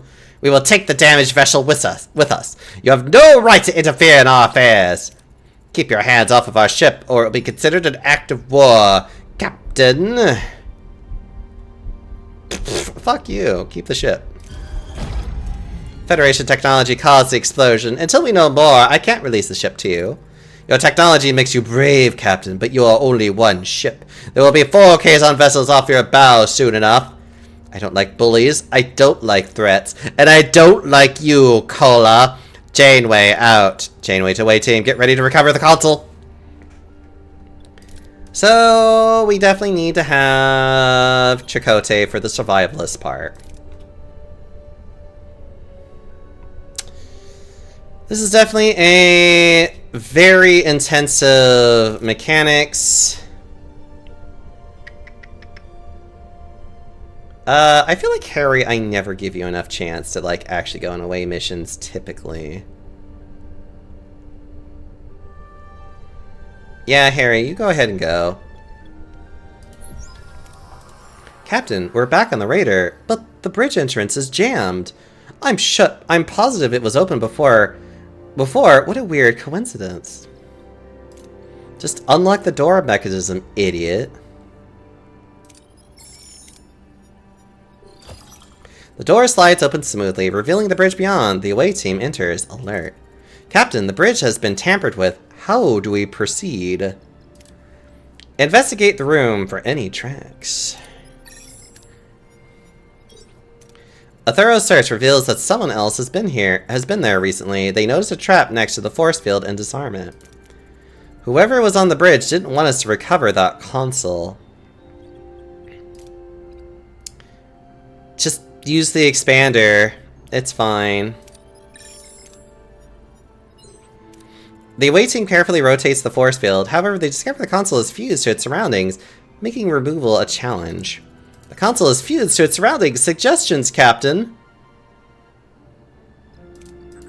Just disassemble the fused connection points. It's like, come on, stupid. It's fine. With precision tools and steady hands, they successfully detach the console from its surroundings. The team returns to Voyager with the console. We were successful. Console recovered, Captain, is indeed from Voyager. What was it supposed to be? Analyze the console. What was its purpose? It was fried. That thing was fried in the explosion. Well, no matter. What it was supposed to be, we know it was Federation technology, Voyager technology. We have a traitor on board. Captain, I propose a full investigation which would require us to suspend my other duties. Approved, Lieutenant. Let's hope our Kazon patient wakes up soon. I need answers. With Tuvok currently unavailable, his duties as Chief of Security will be temporarily covered by Lieutenant Nunes? A no-nonsense military man, Lieutenant Nunes is always prepared for any contingency. He'll make sure every security protocol is strictly observed, leaving no room for error. The lieutenant was part of the original Starfleet crew aboard Voyager when it launched. His presence will ensure a seamless transition. Vigilance is non-negotiable. So now that Tuvok is busy being Tuvok, we now have time to be a silly little thing. Let's see, what do we got here? The Cloud! Actually, hold on.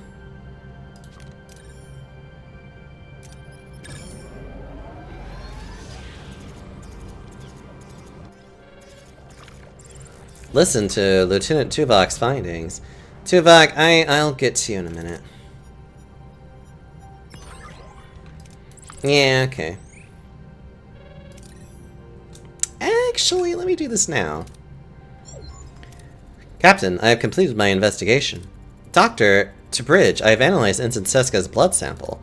No childhood disease could ever explain her genetic markers. Ensign Seska is a Cardassian. genetically altered to look Bajoran.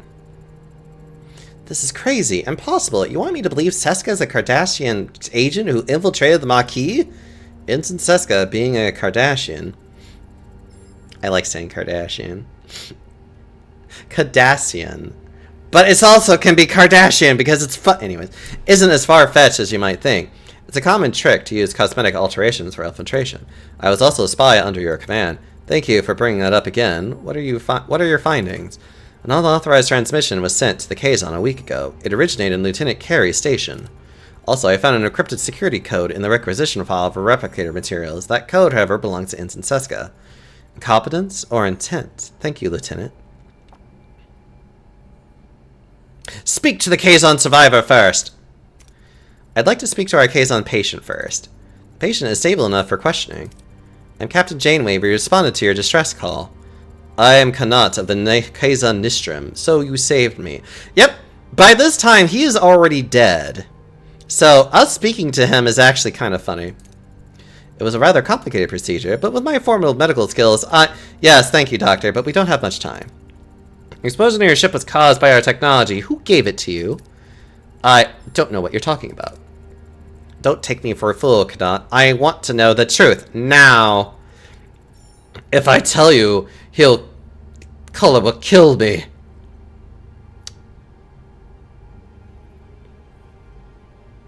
Ask nicely. So it is funny that you can't just perform a mind meld and just like quite literally have a better chance. Offer protection is an interesting thing. Consider this, Kanat. Whether you assist us or not, your Maj will think you did. You're a dead man either way, but we can offer you protection. Fine, it was that woman, Seska or something. So it really was her. How unpleasant. I helped you, Captain. I'm dead if I walk out of here. And this is how you...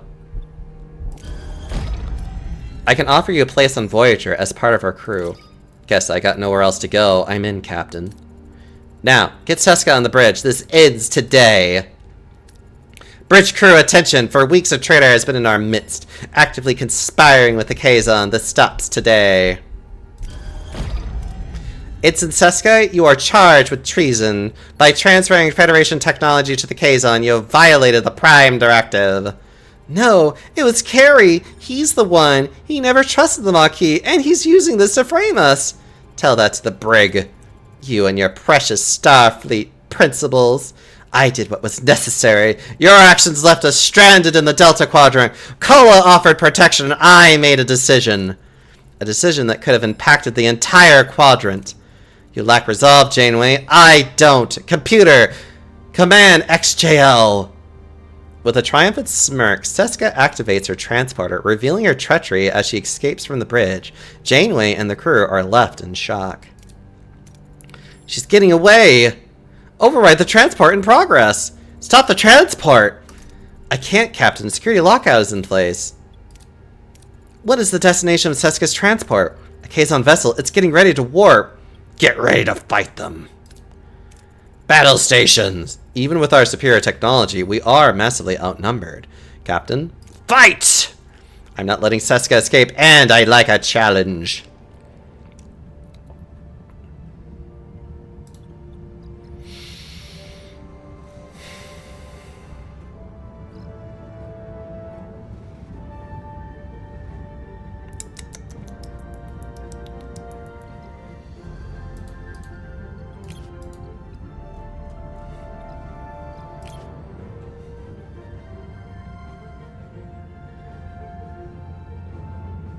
It's a 20-second cooldown.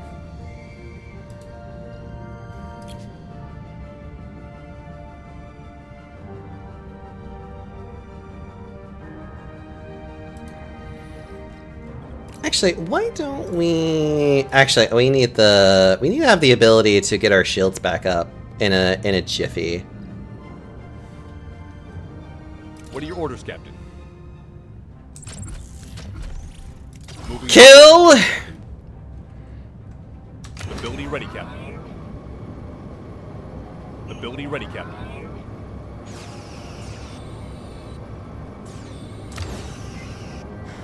Enemy shields destroyed, Captain. Moving to attack the front, Captain. Ability ready, Captain. The nice thing about him is that his stuff Enemy is... shields destroyed, Captain. Ability ready, Captain. Moving to attack the front, Captain. Ability ready, Captain. Ability ready, Captain. Enemy shields destroyed, Captain.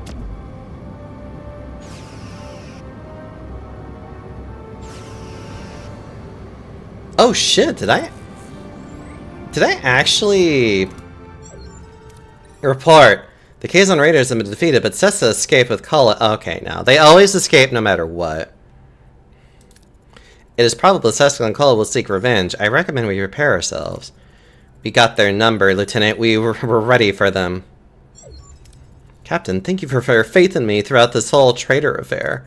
I realize my Maquis comments were less than professional. For that, Lieutenant Torres, I sincerely apologize. I now understand why the captain appointed you chief engineer. You clearly deserve that chair. Congratulations. I appreciate that, Lieutenant Carey, truly.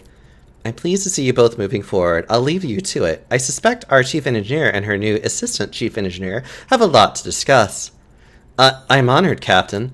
I'm going to be counting on you, Carey. I'm not up to date on all the latest Starfleet protocols. You're probably more familiar with the quirks of this warp engine than I am right now. I hope I can depend on you. Which Carey gets recruited by doing this. I assure you, Lieutenant, you'll never get less than my best. And... Yep.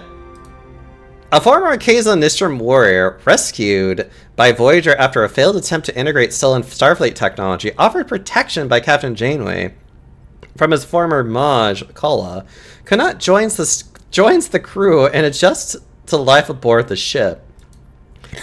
Lieutenant and Assistant Chief Engineer of the USS Voyager, he was passed over for Chief Engineer in favor of the talented Maquis rebel B'Elanna Torres. Despite the disappointment, he remains a loyal and invaluable member of the engineering team.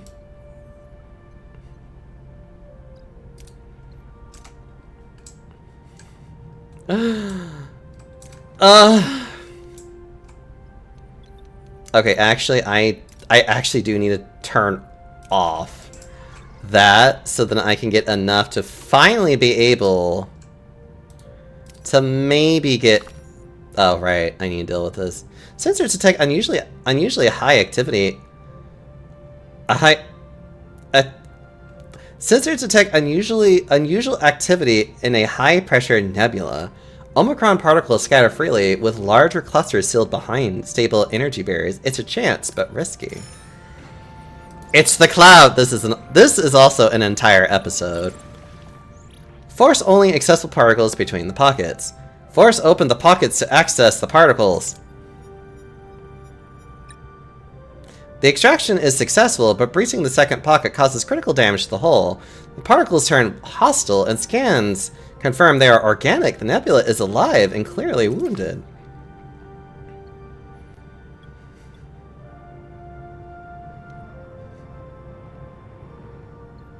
If the cloud is conscious, releasing all the particles may be the only chance to save it. The extraction is successful, but breaching the second pocket caused critical damage to the hull. The particles turn hostile and scan... Yeah.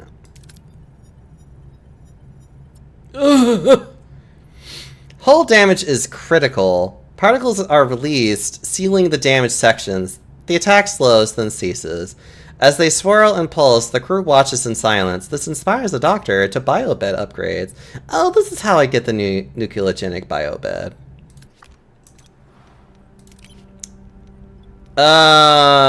Research.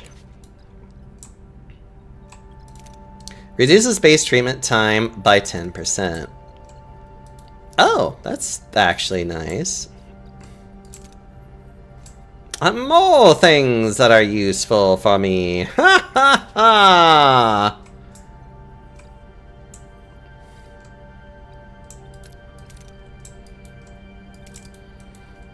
Oh, actually, I really do need to research that and then get a level 2 shuttle bay. Also, what does it take for me to get to main engineering 3? Oh, I actually could do it even right now if I find the proper resources. Which I probably can find over here. To the space station!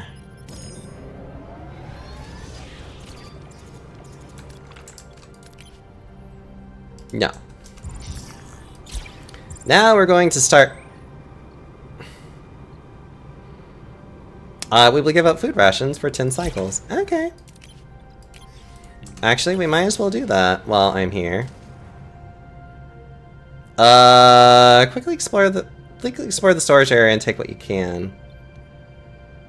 We used to come across a large, seemingly abandoned space station. Scans indicate that the station is a fully automated agricultural facility with vast hydroponic space and livestock. And livestock pens. There are life forms, but there are no signs of a career or activity. Use the knowledge of cultivating food to harvest more food.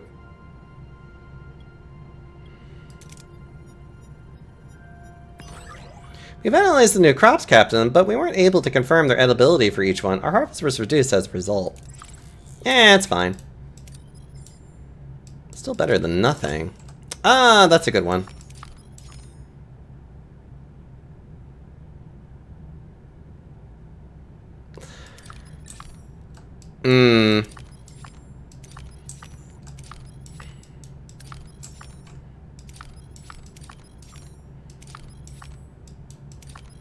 I see. I'm going to have to make that decision a lot sooner than I thought. Which is funny, but also fine.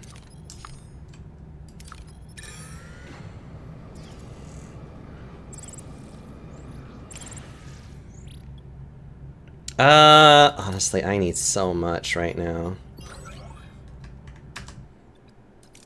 You know, game, you can go... You know, game, you can rightly just...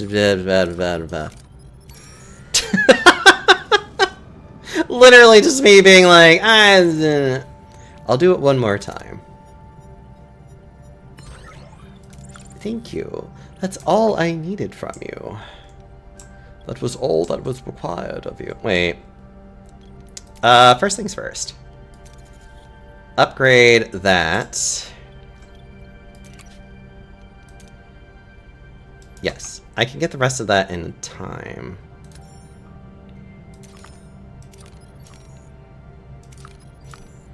Uh-huh. Cool. Oh, a repair station. Let's go to the trading station and see if I can get some more tritanium.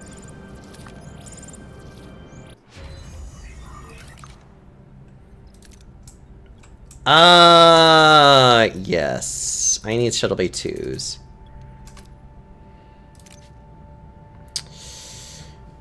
No, dilithium. No, that's silly. It's nothing useful. That's fine.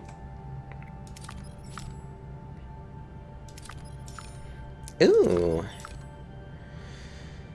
Well, might as well go ahead and try to get more of this. Crew's very happy about the fulfilled promise, Captain. Good. Yes.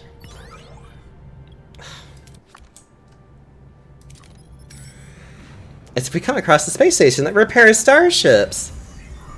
Life support systems active. Oh, we can actually start repairing systems. Hold on, I'll do that in a minute. Ooh, food? Yeah, I'll do food.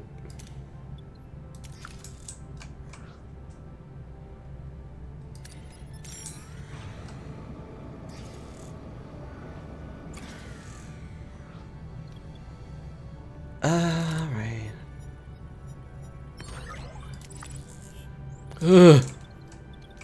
How much more for main engineering? I need 60 of that then. Luckily, we can get more... That's fine.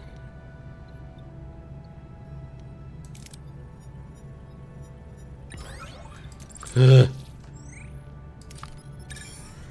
to the shipwreck.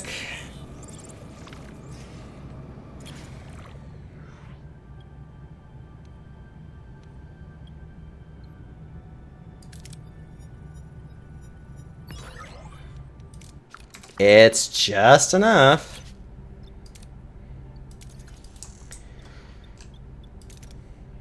And we can repair the holodeck too anyways. Fuck you, everybody else.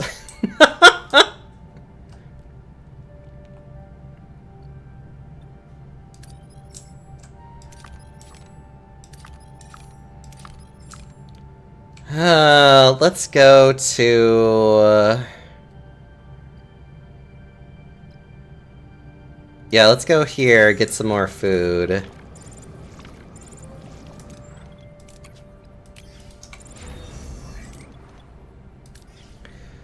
Ugh. So now we no longer are suffering constant delay, or constant decay of morale. I'd rather just do a sensor array. Yay!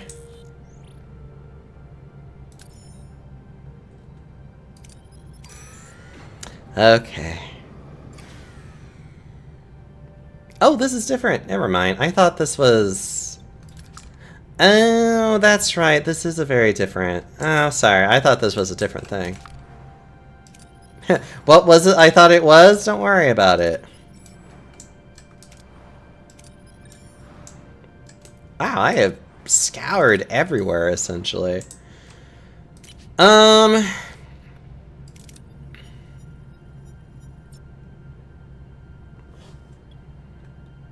Ugh, whatever.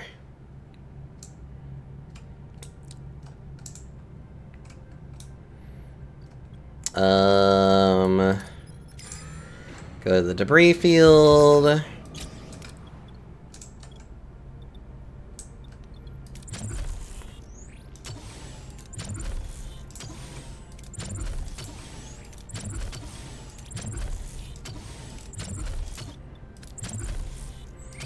Oh, that's funny.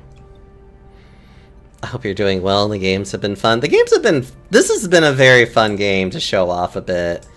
And to also show why I don't really like playing these games on stream. Because I have a very bad tendency of wanting very specific results. So it's just like, it's not always the most fun watching a guy be like, I want a specific result and you will give it to me? Okay.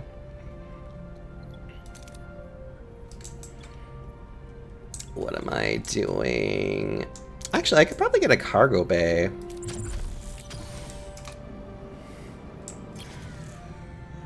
Yeah, just salvage for whatever.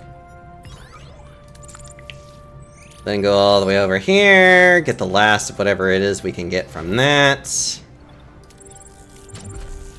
Put a cargo bay in there. I definitely need to get more hydroponics bays, so I am going to start...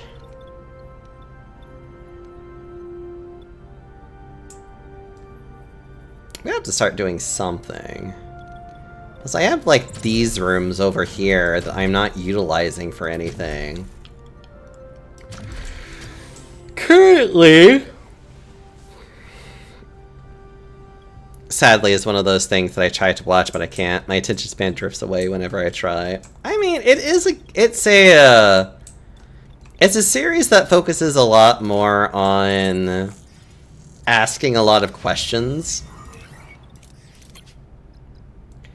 and forcing you to think about those questions, which isn't always everybody's cup of tea when doing things.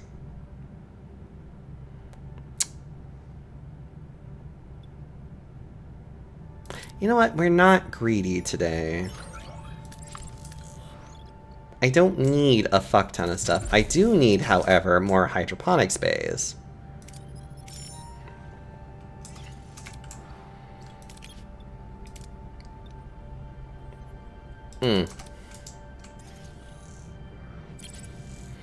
Is it ethical to put pineapple on a pizza? Actually, probably the most recent one that I had a bit of a discussion about recently was the one considering that there's an episode that actually is brought up in this game concerning Tuvix.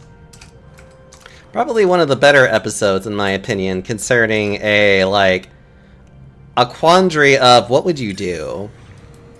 And honestly, they're really... I would put it this way. There are a lot of viewpoints to go with it, and there really isn't what I would... Like, even though I have a very strong opinion concerning it, there really isn't a, correct answer for it. It is merely a... How do you go about dealing with this? And it's not easy, in all honesty. It's pretty much just you're pretty much given a very shitty result. It's you're pretty much given a very shitty thing that you kind of have to do. Or, it's not that you have to do it, but it was one of those things where it's no matter what, it's a shitty decision that you have to make. Now me personally, I believe that there is a more imperative of what to do, but that's only of my opinion, though.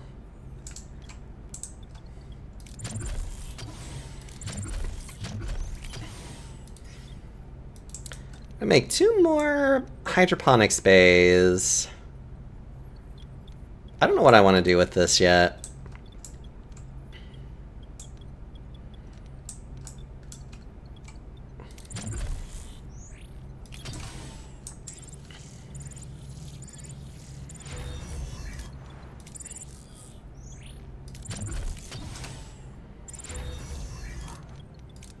Not gonna do anything about that just yet.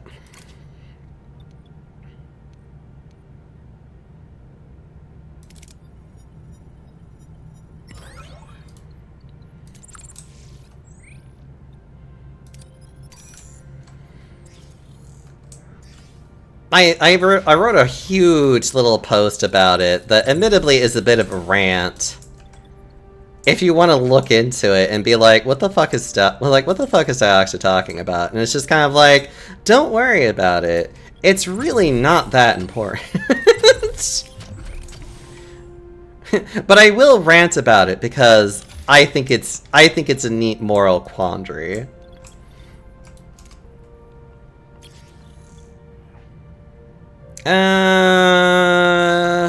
Nah, just grab what we can.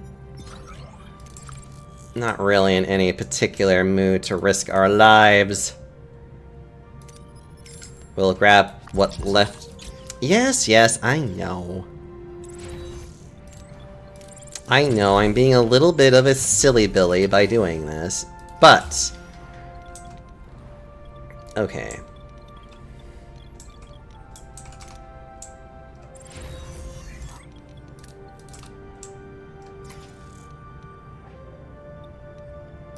Just take whatever we can.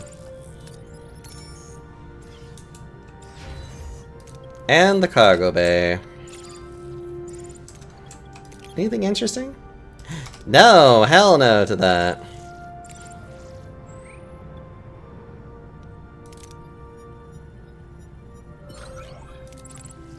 Well, that's essentially all we can do. Next sector.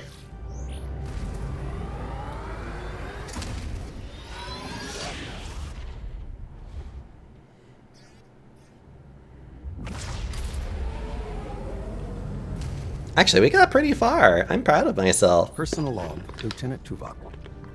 The crew's persistent capacity for adaptation under the sustained pressure of the Kazon Nistrum threat is exemplary. This unexpected resilience offers crucial protection against the ongoing threat of Cullah and Seska, a protection rendered necessary by my own deficiency. My oversight in identifying Seska's treachery was a significant operational failure. I tendered my resignation as Chief of Security to the Captain. It was refused repeatedly. An illogical decision I attribute to her evident emotional bias. Supplemental. Sensors detected an unidentified transmission from an ionized hydrogen cloud. The Captain intends to investigate, classifying the potential hazard as a welcome diversion. The human capacity for welcoming variables of unknown origin and potential threat remains to me an inexplicable phenomenon. Personal log, Lieutenant Tom Paris. Seska, huh? Wasn't that a neat little surprise? Undercover agent running off with an intergalactic thug with bad hair and anger management issues? All we need now is a dashing hero to sweep in and save the day. A dashing hero that saves the day. No, seriously though. We've been playing cat and mouse with these Kazon for ages, and Kulla is nothing if not persistent. But we all know Seska's really the one pulling his strings. Give credit where it's due, she's good. Evil, but good. What's actually surprising is how well the crew's holding it together. No Starfleet versus Maquis brawl in the mess hall yet. Supplemental. Our sensors just picked up an unidentified transmission from an ionized hydrogen cloud. The captain wants to investigate this welcome diversion, and that's my cue. Voyager isn't going to steer itself into its next big adventure. Or is it? The crew grows increasingly homesick. It's more than just missing the Alpha Quadrant. There's a deep emotional weight that threatens to unravel our morale. I feel the strain in every corner of the ship. The journey tests not only our mission, but our very spirit as we press onwards into the unknown. So morale becomes more and more of a problem as you progress in the story. Luckily on Survivor, as long as you're paying attention to it and at least making attempts to address it, actually you do pretty okay in, like, moving forward, essentially. But as of now, I think this is a pretty good spot for me to probably end everything. That was fun. Now, I'm going to have to reiterate this. Considering that there is a highly anticipated game coming out soon, I am definitely not going to be streaming on Thursday or Friday, most likely, because I will be very busy trying to, you know, play a game. So I might stream on Saturday, depending on how fast I can get through that game. But I am basically going to be like, I'm going to be even less present whenever the game actually releases. So I'm just going to go ahead and raid into good old Reliable, who literally just started, which is like, huzzah. We're not going to be poking at Abiotic Factor or Dainsworth's new update. On Saturday, I don't know. It depends on if I can finish the Resident Evil game in time, because I am going to be obsessing over this game. If I have time, then yes, we'll either play Abiotic Factor or Dandy's World. Or, honestly, even both. We could literally play a little bit of Dandy's World and then just switch over to Abiotic Factor. That actually might not be a bad idea. But, yeah, thank you all so much for being here today. I very much appreciate it. And Long Lost, thank you so much for showing that I do have a Blue Sky, a YouTube. And if you want to join my Discord, just let me know and I can send you an invite. But, yeah. Otherwise, don't expect too much from me this week. I am very, very much looking forward to this game and will be playing the fuck out of it. Like I said, if I can finish it early enough, I will probably stream either on I hope to be able to stream on Saturday. Friday is a big, like, probably not, but maybe.